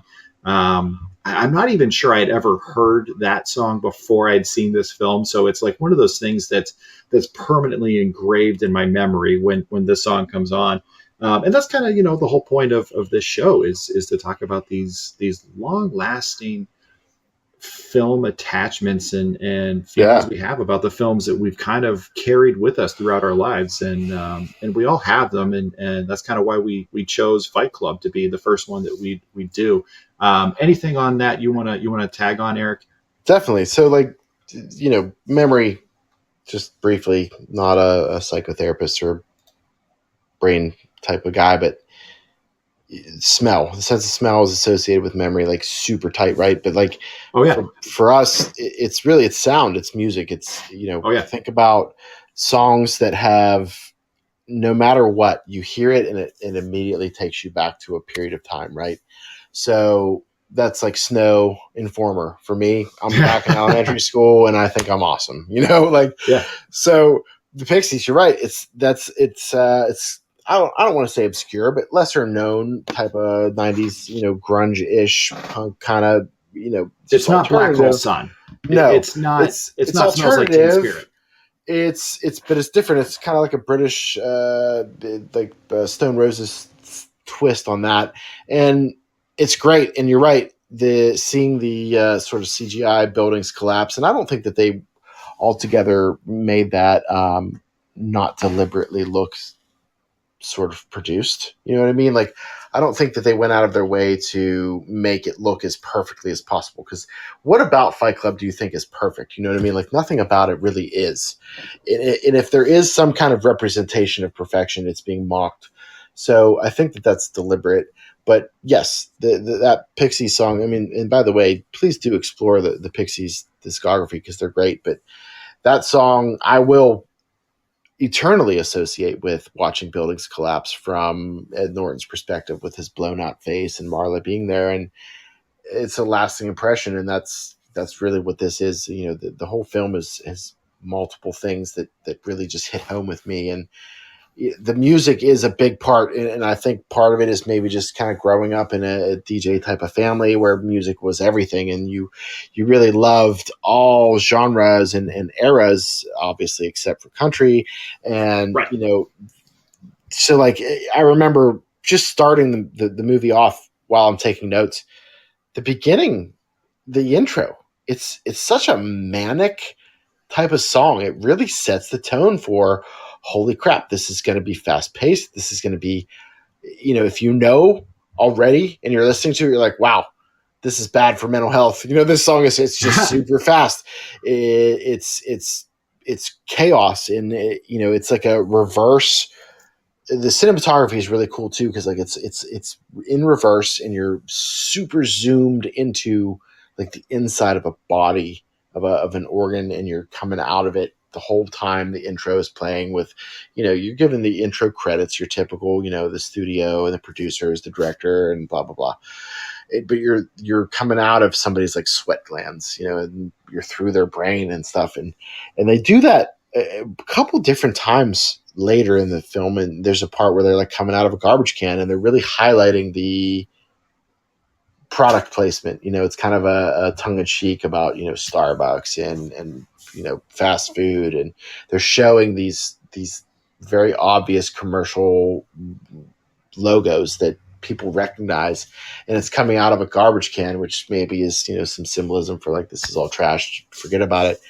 But they do that a few times, and they really do, like, there is a focus and there's a tie-in between the sound and the visuals. And I think that's part of, it's not a requirement for a great film, but I think a lot of the great films that I categorize in my Hall of Fame, there's a connection between what I'm seeing and what I'm hearing. And it's the score or the musical selection is very important for that. You kind of touched on the opening. I kind of had forgotten how crazy this movie opens with the barrel of the gun in his mouth, and he says any last words, and he kind of mumbles something, and then we revisit that later, and we get this really cool meta moment where he's like, I still can't think of anything. He's good flashback humor.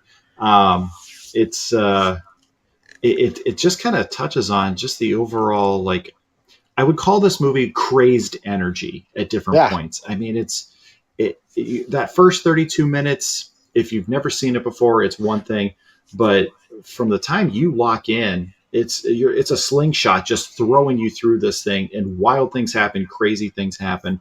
That intro, it's like 200 beats per minute. I mean, it's fast paced, and it's like a manic person's heartbeat. Like you just did like 3 rails of cocaine and you're ready to go. It's boom, boom, boom, boom, boom, and it kind of sets it up too. Like the narrator, like this is going to be a movie that's heavily narrated throughout. And I'll tell you what's really interesting too. So you see the intro to this movie. And then this is how crazy this movie is. The intro happens. Tyler's got the gun in his mouth. He says, any last words? By the time you get back to that point of the movie later on, you completely forgot that's how the movie started. Yeah, I mean, think how wild that is. Like, you don't even remember that the movie started that way. You forget it. Let me drop this with you. That's the very first element of foreshadowing that they introduce, and it's within seconds of the intro. He says, I know this because Tyler knows this. That means literally nothing to you the first time you watch it. But after you've seen the entire thing, and if you were to like watch that entire movie and then start it over from the beginning, you're gonna be like, oh my God, this all makes sense. Holy crap. How did I not see it? How dumb am I that I didn't catch that? It was right in front of my face the entire time. That's the first part. And he says, it's 3 or 4 times throughout the movie, he says stuff that gives you this huge, like, baseball bat to the skull. We're trying to set this up, but you clearly don't know, because why would you? Because they don't present it as such of a psychological thriller, because it really isn't. But that's an element of a film like that they've sort of inserted, and it's very manic, but then it sets it up again with like the narrator. There's so many cool, subdued, throwaway like quotes and lines where again we say that he's got the gun in his mouth, and it's an observation. It's very self-aware, but it's just an observation. It doesn't really drive the movie, but it has value. Where he says, with a gun in your mouth, you only speak in vowels. Like, oh, you know what? That's probably true. But like by the time not that I've ever tested that theory before, but sure, I'll go with it. Like by the time you've processed that in your brain, they've already moved on to the next thing, and I think that's. I have to give them credit for that being somewhat deliberate, because it really is keeping your brain moving and you never really settle on anything for too long. And again, I think it's sort of just the design, and it's part of what makes the film so great versus the book, where the book kind of moves pretty slowly. But like the movie, the first part of it is, again, if you have never watched it, the first part, it drags. It kind of sucks. But after the fact, it really does appreciate and value, and you can sort of understand that this is intense. And so it's funny you mentioned that. Don't get that. You were put on edge. It's kind of like you were sort of maybe suffering a little bit in the same way in the mental health field as this guy is, you know? Absolutely. I think that's a great point. You mentioned a couple great lines. You mentioned a lot of really iconic lines from this movie. As I think about the great films that I have this attachment to, again, that's the whole reason we're kind of doing this show. You know, like I said, Matt, he's covering a lot of great stuff. I've had such a great time jumping on with him. Most of what he's been doing on his show has been stuff within the last several years, or stuff that's brand new. Obviously going back to the early 70s for Star Wars and coming forward. But we wanted to really touch on some of this, you know, some of these films that you and I grew up with that have just been huge, momentous things that have impacted our whole lives. And our films that we find quoting regularly are from the 90s and the early 2000s, or even older than that. And some of the things that I think about that truly make a film iconic and truly make a film long lasting and have an impact on a person are the lines, the film lines. There's people who absolutely speak in movie quotes. So we're going to call this segment Notable and Quotable. And I've got a list of some of the iconic lines. Now, if you go to IMDb, one of the cool features about that site is they've got a section that has just some of the great quotes, and you can vote them up and down and stuff like this. There's 209 entries from this film alone. That's a lot. Now, are all of these pure fire? No, but I want to throw a couple out, and I want to see if we can have at least 80 of them have to be great, right? Like out of that many, yeah. So we're going to do something that's going to be incredibly challenging, because what I want to do is I want to try to see if we can come up with 3. Like if we can agree on 3 that are the top 3 lines from this movie, and I'm gonna throw a couple out, and we'll see what stays and what goes. I'm gonna have a hard time with this, just so you know. It's going to be nearly impossible with this movie. So the things you own end up owning you. How about that one? Right out of the gate. I mean, I have to take like some as a grown up now. You know, I'm 35. I feel like I'm fully grown up at this point. Maybe physically more. Not as grown as you're going to get, really, right? Right. But like, I hate leaving my house. Why do I hate leaving my house? Well, why do I hate leaving my house? Forget the fact that I mostly hate like human interaction, but all my crap is here. All the crap that I've bought is here. I pay a mortgage. I pay a lot of money for this house. Why would I ever want to leave it? I want to enjoy it. You know, let me spend as much possible time as I can in this house that I pay for all the time. And, you know, so like, I get it. Xbox is there. All of your Legos are there. All of your Star Wars stuff is there. Why would you go elsewhere? I have multiple TVs. I can only watch one at one time, but who cares? I have all of them here, and I could watch them in any room. And like, it's just, you know, everybody likes to sit on their own throne, you know, in the morning or after work, whatever your schedule permits. All the stuff that I enjoy the most is here in my house. And, you know, what did George Carlin say? A house is just a place to keep your stuff while you buy out and go out and buy more stuff. It's it. That's the theme of this movie, though. It really is. Like, and so the things that you own end up owning you. That's exactly right. It like my stuff, my love of my stuff, it discourages me from leaving. Because if I leave, then I can't protect it. If I leave, I can't enjoy it. And that's marketing. I feel like that line right there, at least for the first 30 minutes, is kind of the theme of the film in a lot of ways. The things you 100%. They do a whole like visual tour through a spread in the IKEA catalog where they're it's fantastic. It's a well edited scene. It's again, the cinematography it's unique. You don't see that, you know, really, especially in that time period. It's different and it's cool. But that's a great line. That's an iconic Tyler Durden line. It's very much in line with the themes of the movie, the angst from Gen X and the, you know, consumerism, capitalism stuff. It's perfect. Yeah. So the next quote I'm going to give you, another Tyler quote, kind of summarizes almost like the middle third of the movie. I'm going to kind of paraphrase because it's a long quote, but basically says, man, I see in Fight Club the strongest and smartest men who've ever lived. I see all this potential and I see squandering an entire generation pumping gas, waiting tables. Advertising has us chasing cars and clothes, working jobs we hate so we can buy shit we don't need. That's a good one right there, by the way. Yeah. We're the middle children of history, man. Slaves in white collars is what he says. Yep. And it's he says we're the middle children of history, man. I really feel like, and again, neither of us are part of Gen X, but when you think about the Gen X angst, that's kind of it right there. Right. No purpose or no place. We have no great war, no great wars. Yep. Yeah, our great war is a spiritual war. Our great depression is our lives. We've all been raised on television to believe that one day we'd all be millionaires and movie gods and rock stars, but we won't. And we're slowly learning that fact, and we're very, very pissed off. That's the entire bit that creates Fight Club that turns into Project Mayhem. I think that's a really good one. He validates the anger and then he builds on it, right? Like, so it's the Dennis Leary bit. I thought I was going to be the starting center fielder of the Boston Red Sox. Life sucks. Get a helmet.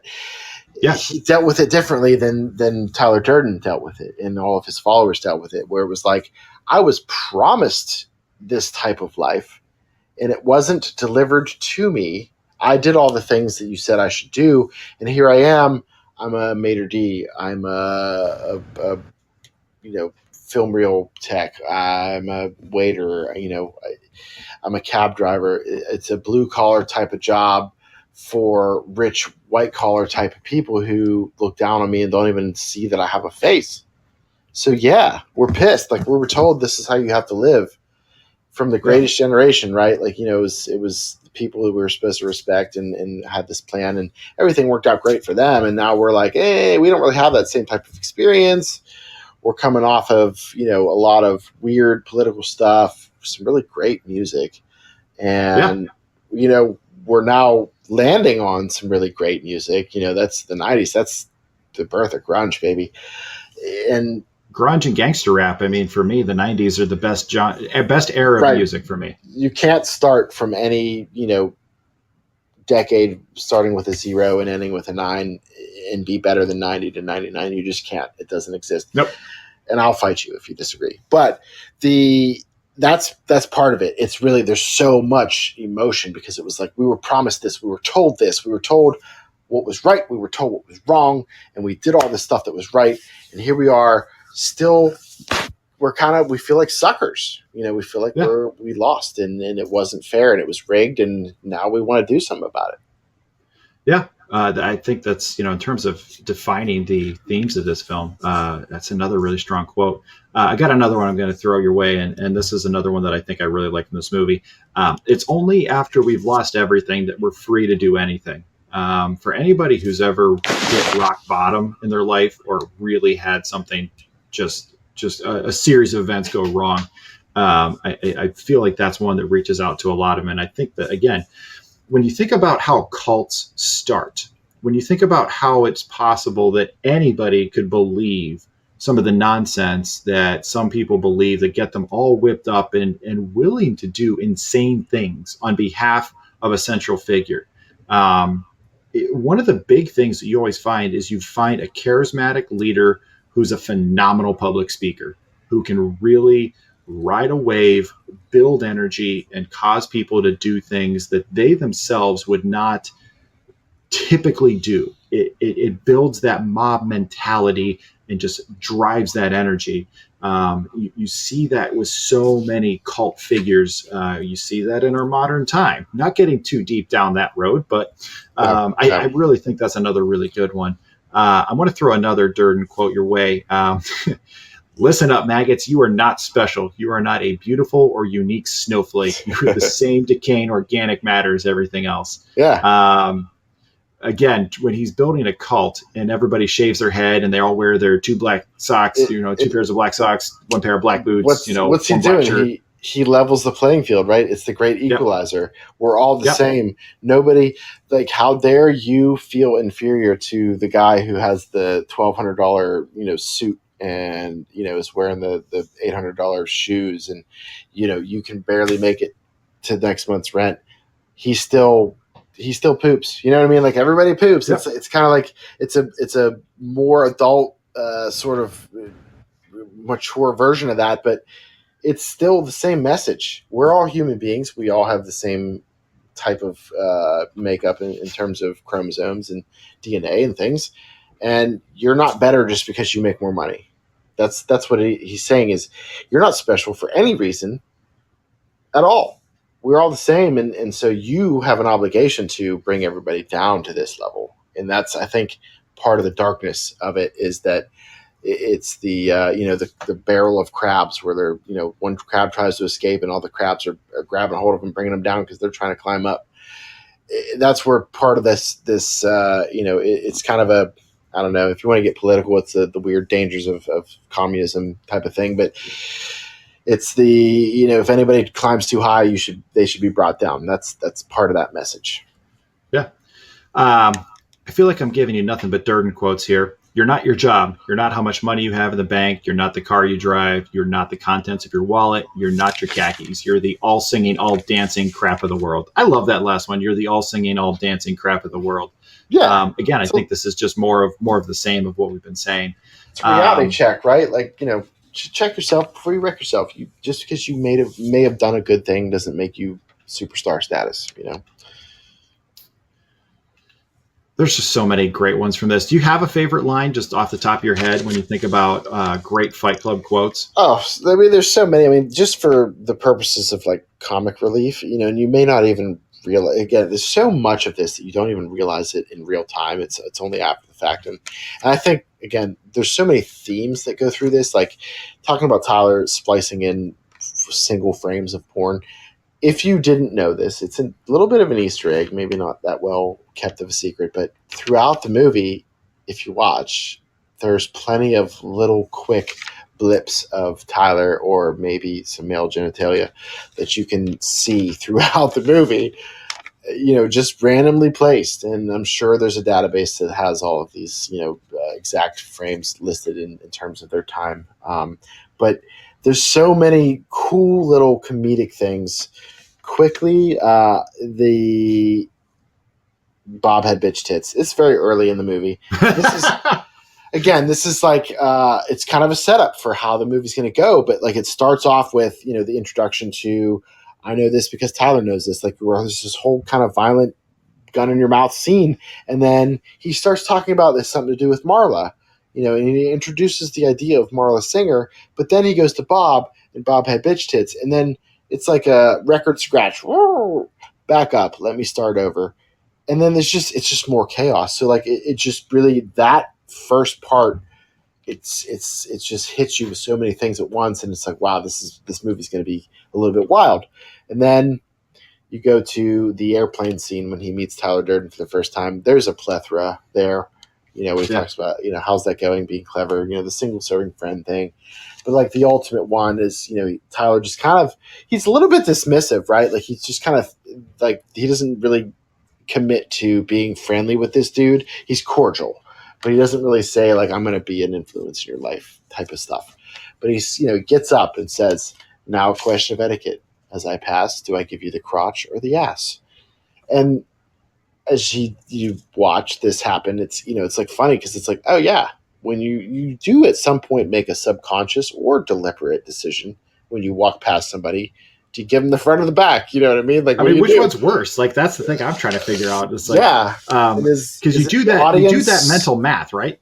Yeah. Is it like, does it matter if it's a male or a female person? And if you yourself are male or female, I don't want to get into that equation, but in the film, he gives the narrator the ass, right? And I think that it's probably plays into the machismo, it's almost a sort of a Latino, machismo thing where it's like very, very anti anything that could possibly be perceived as homosexual, right? So he definitely gives him the rear end. And then as he passes the flight attendant, which at the time, by the way, everybody, they were referred to as stewardess. But that's not how they are referred to now as a flight attendant. He very deliberately, and again, maybe first watch you don't notice this, but after a couple watches, the character of Tyler. He very deliberately scoots past her. She's facing a row of seats, and her rear end is facing him. He gives her the crotch versus the ass. That's not by accident. That's all very deliberate. Yep, that's got to be conscious. That's funny. And continuing with the airport and airplane stuff, when the narrator finds out that his luggage has been held by security, and by the way, again, everybody, this is all pre 9/11. This is pre TSA. There used to be like actual airport security, and they were not very well regulated, or were they very well trained. So, this is going to be foreign to you to watch this part of stuff. But he talks about his baggage was vibrating, and because he thinks that it's a bomb. So the narrator's like, was it ticking? And the guy's like, no, modern bombs don't tick. And he starts talking about, 9 times out of 10, it's an electric razor. And then he's on the phone this whole time too, which is so so typical of the movie, where everybody is just sort of nonchalant and dismissive of everything else. And he says, 9 times out of 10 it's an electric razor, but once in a while, and he whispers, it's a dildo. And he's like, of course, it's company policy never to assume ownership. We have to use the indefinite article a dildo, and it's never your dildo.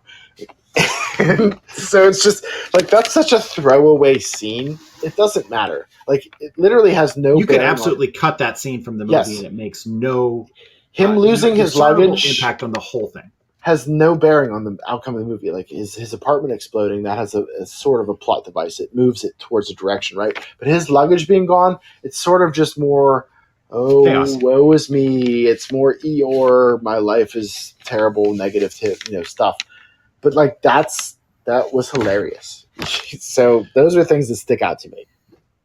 Another great one. I am Jack's colon. I get cancer. I kill Jack. I kill Jack. Those are all the Jack stuff. Yeah, they that carries out through, right? Like the narrator says, like, I'm Jack's, burning rage, or, whatever it is. He does reference that. It's cool. They actually, I feel like they could have maybe leaned into that one a little bit more. They might have been. They do kind of on the, like I said, they do it on the DVD menu. They do it in a lot of the. In fact, I'm looking at the back of the pamphlet right now. It says Jack's Chapters, and it's got all the DVD chapter titles on it. I could have gone for a little more of that, and would have really enjoyed that. I think one of my favorite lines is towards the end, when they're at the van and the narrator shoots at him and he says, whoa, okay, now you're firing a gun at your imaginary friend, 400 gallons of nitroglycerin. And it's so well delivered by Pitt. It's just... Well, because he's clearly frustrated, right? Because he's like throwing a tantrum. And again, he's self-referencing that he's imaginary, but he's still throwing a tantrum. It's there's so many cool little like mental checks where your like brain is sort of verifying and questioning something at the same time. And again, it all goes with the conflict of this movie. There's just constant conflict, whether it's in your own head or whether it's in the movie or it's both at the same time. It's just so effective. And there's a couple more, like, again, it's the foreshadowing, and it kind of just reconfirms itself throughout. There's like when he's fighting his well, I shouldn't say fighting, when there's their homework assignment, they have to lose a fight, and the narrator goes into his boss, and he pretty much just tries to blackmail him, and the boss tells him, like, you're fired, get out of here, screw you. And then he starts beating the crap out of himself, and Ed Norton does a great job with this too. But it pauses for a moment, and it says, for some reason, I thought of my first fight with Tyler. And you don't have, I swear to God, nobody who watched this for the first time understood the impact of that line until way at the end, with maybe 20 minutes left in the film, where they're replaying the beginning stages of his involvement with Tyler, where it shows him fighting himself. And that's exactly what he's doing. And then there's, another line where he's talking about, he's in a state of perpetual deja vu, where he's like running around later in the film trying to chase after Tyler based on what his plane tickets, said. And he just feels like he's already been there. And, it's great because we're just in the dark as the narrator is until the ending. And they gave you all the clues to figure it out, and they did such a great job of concealing it that you don't know until the end. Fantastic. I think we got a lot of them. Anything else for notable and quotable that we want to make sure you throw out any good lines that I didn't remember? Anything you find yourself quoting in daily life? I mean, I guess the one thing was Marla. that in the movie, the scene where the first sex scene. Oh yes, really... let's talk about that, because I think that is one of the great stories of this film. So in the scene, it's kind of R-rated, just as a pre-warning to everybody. Yeah, It might be so triggering. she's describing to the narrator the previous night. Oh no, I'm sorry, I have that backwards. Tyler's describing to the narrator and the things that come out of her mouth. And she says the line that she has not been fornicated like that since grade school, which is among the worst lines you can possibly think of in any movie ever. Yeah. The entire reason that line is in the movie is because the original line is her saying to Tyler, it was worse. She says, "I want to have your abortion." And the studio said, no. Studio said, "You can't do that. We can't have that." So the director agreed to change the line, but he said he would do it on one condition, that whatever he changed it to, they could not make him change again. For whatever reason, the studio agreed, and that's how you end up with a line like, "I haven't been fornicated like that since grade school," which I think is way worse than I want. It actually is worse, and I wanted to say it's way worse. They consider it worse based on, again, just remember, everybody, 1999 is when this came out. So, this was being filmed in the late 90s and being presented to studio for approval and stuff like that. Like, there were different things happening in the world, and very different things. Different, political views, social norms, and things like that. It was a different type of environment. There's a lot of stuff in this movie that you probably wouldn't be able to put in a film in the 2020 decade. So we're going to move on to favorite scene and skippable scene. Obviously, it's a movie we love a lot. So trying to nail it down to a favorite scene might be tough. So if you gotta do more than one, go ahead and do more than one. And is there a skippable scene? So even in great film, there's going to be something where, I could really do without that. Or it's the scene where if you got to get up and refill your beverage and add a little more bourbon in, that's the scene you choose to go refill your cup. I'm going to go ahead and go first. Favorite scene for me is the reveal, because there's not another movie that hits a twist like this as hard as it does and executes it as well as it does, that's had an impact on me the way that this one does. So to me, my favorite scene is absolutely the reveal. Well, doesn't he even say, like, full stop, return your tray tables to their upright position? Like, doesn't he, like, they really hit you over the head with it. Like, it's like they pause the movie and the narrator also joins in and says, stop thinking for a moment, and boom, here it is. Yeah. So to me, that's my favorite scene. And as far as skippable scenes I'm going to get up to refill my beverage on, when the narrator absolutely demolishes Jared Leto, and actually, if you don't recognize it, that is Jared Leto, the blonde guy. I didn't know that movie until I researched this a little bit to take some notes. I was like, wait a second, really? Oh, yeah.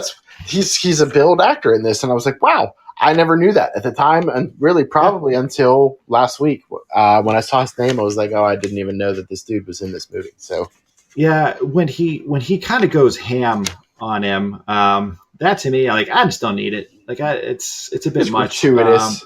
It was gratuitous. It fits the movie. You get a great line from Tyler, "Where'd you go, psycho boy?" And it's kind of cringy when he says, "I wanted to destroy something beautiful." Like, that's a little cringy to me. The other scene that I'm not a huge fan of watching overall is when they grab the police commissioner or whatever the dude is, and they basically jump him in the bathroom, and they're threatening to cut his balls off. Like, that to me is just kind of not a huge fan of that. It kind of just makes your skin crawl, and I don't enjoy it. So there's some really, like, great character stuff that's happening, where he's talking about who these people are. We cook your meals, we drive your taxi cabs, he's going into all these people.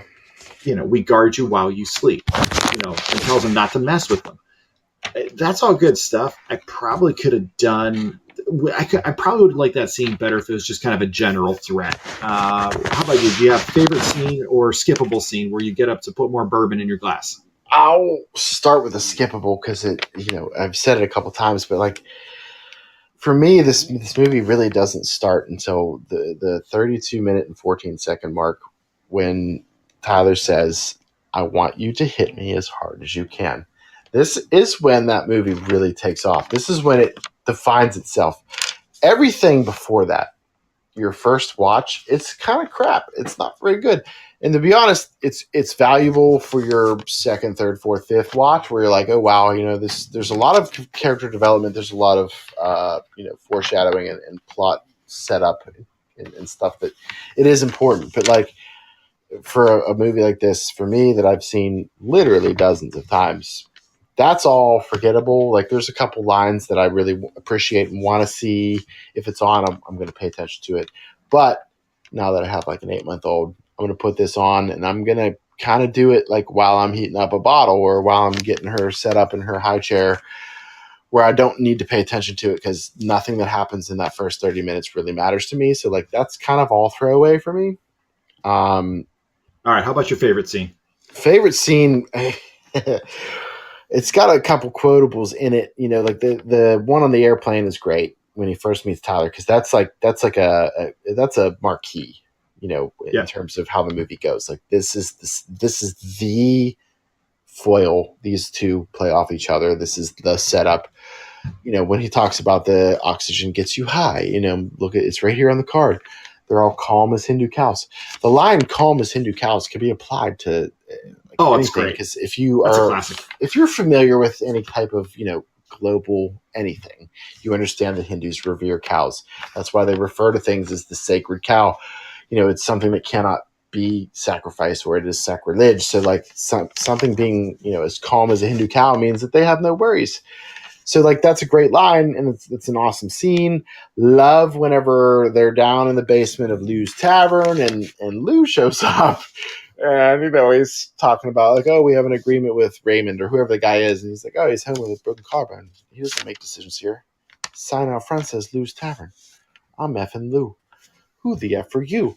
It's super like caricature meatball Italian mob guy, right? Like, and at some point we're gonna get into Goodfellas and talk about that, and it's gonna be awesome. But like this is like a caricature of that, and he's got his 6'8" henchman next to him with a handgun, and Tyler's super nonchalant about it. He's like, how much you getting for all this? He's like, nothing. Fight Club is free to everyone. He's like, oh, isn't that something? He's like, it is actually. Like Tyler's like very, very sort of communist about it, where it's like, this is for everyone, and he is very free in inviting him. Like, you should join our club, and your friend. I love how he includes the dude who's holding the gun, pointing it at him. And then he gets the crap kicked out of him and he lets it happen, and he's laughing and he's kind of like playing it up like, oh, I didn't get that. He's like, oh, I get it. Nope, I lost it. I'm sorry. I lost it. Yep. It's just, you don't expect that as a viewer. Again, first time watch, you don't see that coming. And I, if nothing else, if a movie keeps me on my toes, I appreciate it. And so then he flips it, right? He literally flips Lou over, and he gets on top of him, and he's bleeding and hacking all over him. And they even cut away and show one of the guys who is a member of Fight Club puking because of the nasty, dark, crimson blood that's dripping all over Lou's face. And Brad Pitt says, "You don't know where I've been, Lou." And like it's really funny because it's kind of like the big scary warning. It's like the after school special, the Reefer Madness. You talk about these parents, you don't know where they've been. Like he's really playing into that. That's the 100% the Gen X thing, and he gets them. He gets them to say like, you can use my basement. And as he leaves, and again, in real life, Tyler's face is screwed up, man. Like he's got a broken nose, maybe missing some teeth, possible orbital fracture, which is like one of the most painful things ever. And he says, "Thanks, Lou. Appreciate you.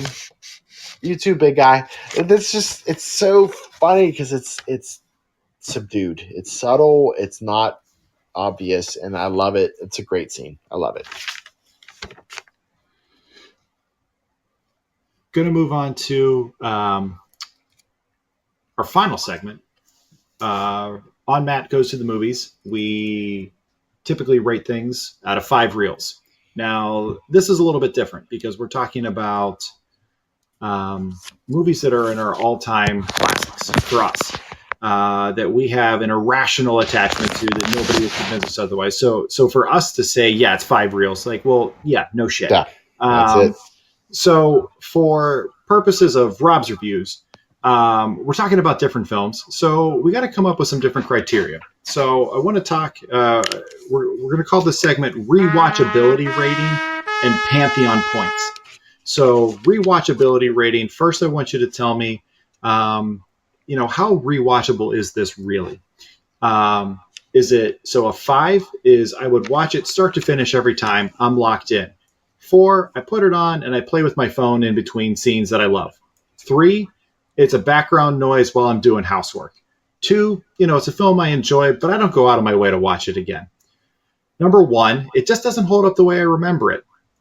So give it your rewatchability ranking and then your Pantheon points. Where does this rank in the overall pantheon of your favorite films of all time? Not necessarily have to give it a rating. Do you see this movie in your top 10? Do you see it in your top 5 without having to really write these things down? Fight Club is absolutely Hall of Fame. I mean, hands down, top 20, top 15, probably top 10. If I sat down and really wrote it out, it would be really close in that realm.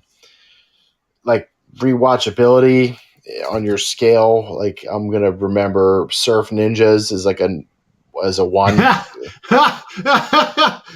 There's a blast from the early 90s. It was awesome, like when I was 10, but like I watched it again when I was in high school because I thought like, oh yeah, this movie was so great. Man, that movie sucked. So it was bad, so it's certainly in at least the 4.5, 5 maybe, probably because I've seen it so much and so many times. I wouldn't be ensorcelled by it if I happened to have it on in the background while I was doing things. However, there would be points in this movie where I would absolutely turn off the vacuum, turn off my wife listening ears, and focus exactly on what was happening on the television because it is that good. It is that valuable to experience it again and again and again. No matter how many times I see certain parts of this movie, it still hits me the same way that it did the first time, or at least very close to that way that I felt. I was mesmerized by this movie. So many things rang true to how I felt as a teenager, in late 90s, early 2000s, and watching it again as I grew up. It never really changed at all to the negative. I mean, if anything, I grew to appreciate more parts of this movie. If it's a 2-hour-ish movie, and as a teenager, I appreciated it a total of 45 minutes of it. As I grow older and now as an adult, I appreciate pretty much the entire thing because at some point, every minute of this movie touches on some part of my life where I can kind of associate it. Even if it's not exactly how I felt, I can still understand, like I had friends that felt this way, or I can sympathize with what's going on in this circumstance because of my life experience. It's very raw. It's very genuine, and it doesn't pretend to be something that it's not. It's just such a cool thing. There's so much that's in conflict, but it still agrees with itself. Like you have a character who's extremely self-aware, but still being self-centered at the same time. Like talking about how he's being sort of sarcastic, describing all of the stuff that he loves and buys from IKEA. It's like poking fun of himself, but at the same time validating how great his existence is because of the stuff that he has. You know what I mean? So like that is sort of a weird theme that goes throughout. And I think that it adds, it's kind of like The Matrix for me, where every time you watch it, you kind of pick up something different from it that you didn't see the first 12 or 13 times that you saw it. I can't recommend, watching this multiple times. There's a lot of like music people, they talk about like the first listen on an album is not great, but like the fourth or fifth where you're like, wow, these guys are deep. This is awesome. That's this is the film equivalent of a Pink Floyd record that you didn't like the first time, or a Led Zeppelin record that you didn't like the second or third time, but like the ninth time it was like, wow, this kicks ass. that's this. If you don't get it the first time, that's okay. It doesn't mean that you're a dunce when it comes to movies, and it doesn't mean that you're a square. Watch it more times, and if it's not your thing, then it's not your thing. But a lot of people think that it's their thing. I'll say that it's not. It's not artificially inflated by weird cult status. It's 100% deserving of its rank in terms of that. So you've got it as it's a top 10 movie for you in your pantheon, and you call it about 4.5 ranking in your rewatchability rating. Yeah, that's solid. I'm 100% watching this start to finish, at a minimum, but I may not be present for the entire thing, but I'm certainly paying attention to most of it. Yeah. So, quick plug, you mentioned The Matrix. If you're listening to this and enjoying this so far, definitely recommend checking out the rest of the content here on Matt Goes to the Movies. This is the first edition of the extended podcast universe for the MGTTM. We covered this, actually. We covered all 3 of the Matrix films earlier through, so definitely go back, search those episodes, check them out. It was really a lot of fun. Matrix Reloaded is a better film than you remember. I'm just going to throw that out there and not get too deep into it. I think what's interesting to me, when I'm watching something that I've seen before, we're such damn slaves to our phones anymore, right? Like, Can you go 10 seconds of having to wait for anything without immediately reaching for your phone? Like, if I'm standing in line at McDonald's and I'm waiting to order and there's 2 people in front of me, my hand immediately grabs for my phone. Like, that's just how it is. I can barely walk from the front of a place to the back of a place and not just reach for it and check for stuff. It's not just entertainment, right? Like, it's not just to occupy your time. For me, being who I am, it's to prevent small talk. I push the button for the elevator and I'm on my phone instantly, not because I want to look at a thing, but if the doors of the elevator open and there is a human being standing there who doesn't get out, I now have to step on. I've committed to riding this elevator already by pushing the button and being there when the door opens. I now have to get on this elevator, and if I happen to know this person, there's an 80% chance they're going to say something to me. But if I'm on the phone, maybe they think, oh, he's engrossed, he's involved. I will just keep my stupid comments about the weather or this job to myself and let him do his thing on his phone. So it's a deterrent for human interaction, which it's a shame, but it is what it is. So, my larger point is we're attached to our phones. We're so obsessed with our phones, and it's become so integrated into our daily lives. I'm literally recording this on my phone as we speak, and I think you are too. Good luck trying to ever separate ourselves or pry these things out of our hands. So if I'm watching something I've already seen and I pick my phone up at something that's maybe not great, and then I find myself setting it down and not picking it back up, usually for me, that's something that's pretty good. And that's where I'm going to actually give this the same rating you did under rewatchability rating. This to me is 4.5. I found myself reaching for it once or twice, and then I definitely just 100% set it back down, and I'm just glued in. I'm locked. There's so much going on. It's so hard to turn away from this movie. I find it incredibly rewatchable. So I'm also gonna go 4.5. Pantheon points, without really writing this down. And look, I actually don't want to have to ever write down my top 10 because that's not really fun. You really got to start getting into oh, gee, was this better than this? You really got to start ranking things. That's really hard to do. It's like picking your favorite kid, right? I mean, I only have one kid, so it's easy for me. So it's easy for you. Yeah, it's very easy for you. And frankly, it's easy for our mom and dad because I think that answer is pretty obvious. But I digress. You are fake news. Anyways, so in overall pantheon, I can easily see this, not just in my top 10, it's probably, top 7. Would it crack the top 5? I don't know if it does or not, but if I really force myself to sit down and do it, could it be top 5? It wouldn't surprise me if it actually was. I'll tell you what, though, talking about just phones in general, I'll tell you what I would love. So this film comes out in 1999. I would love to hear what Tyler Durden has to say to his assembled Fight Club members, before they go full Project Mayhem. I would love to hear what his thoughts are on people's obsessions with their phones.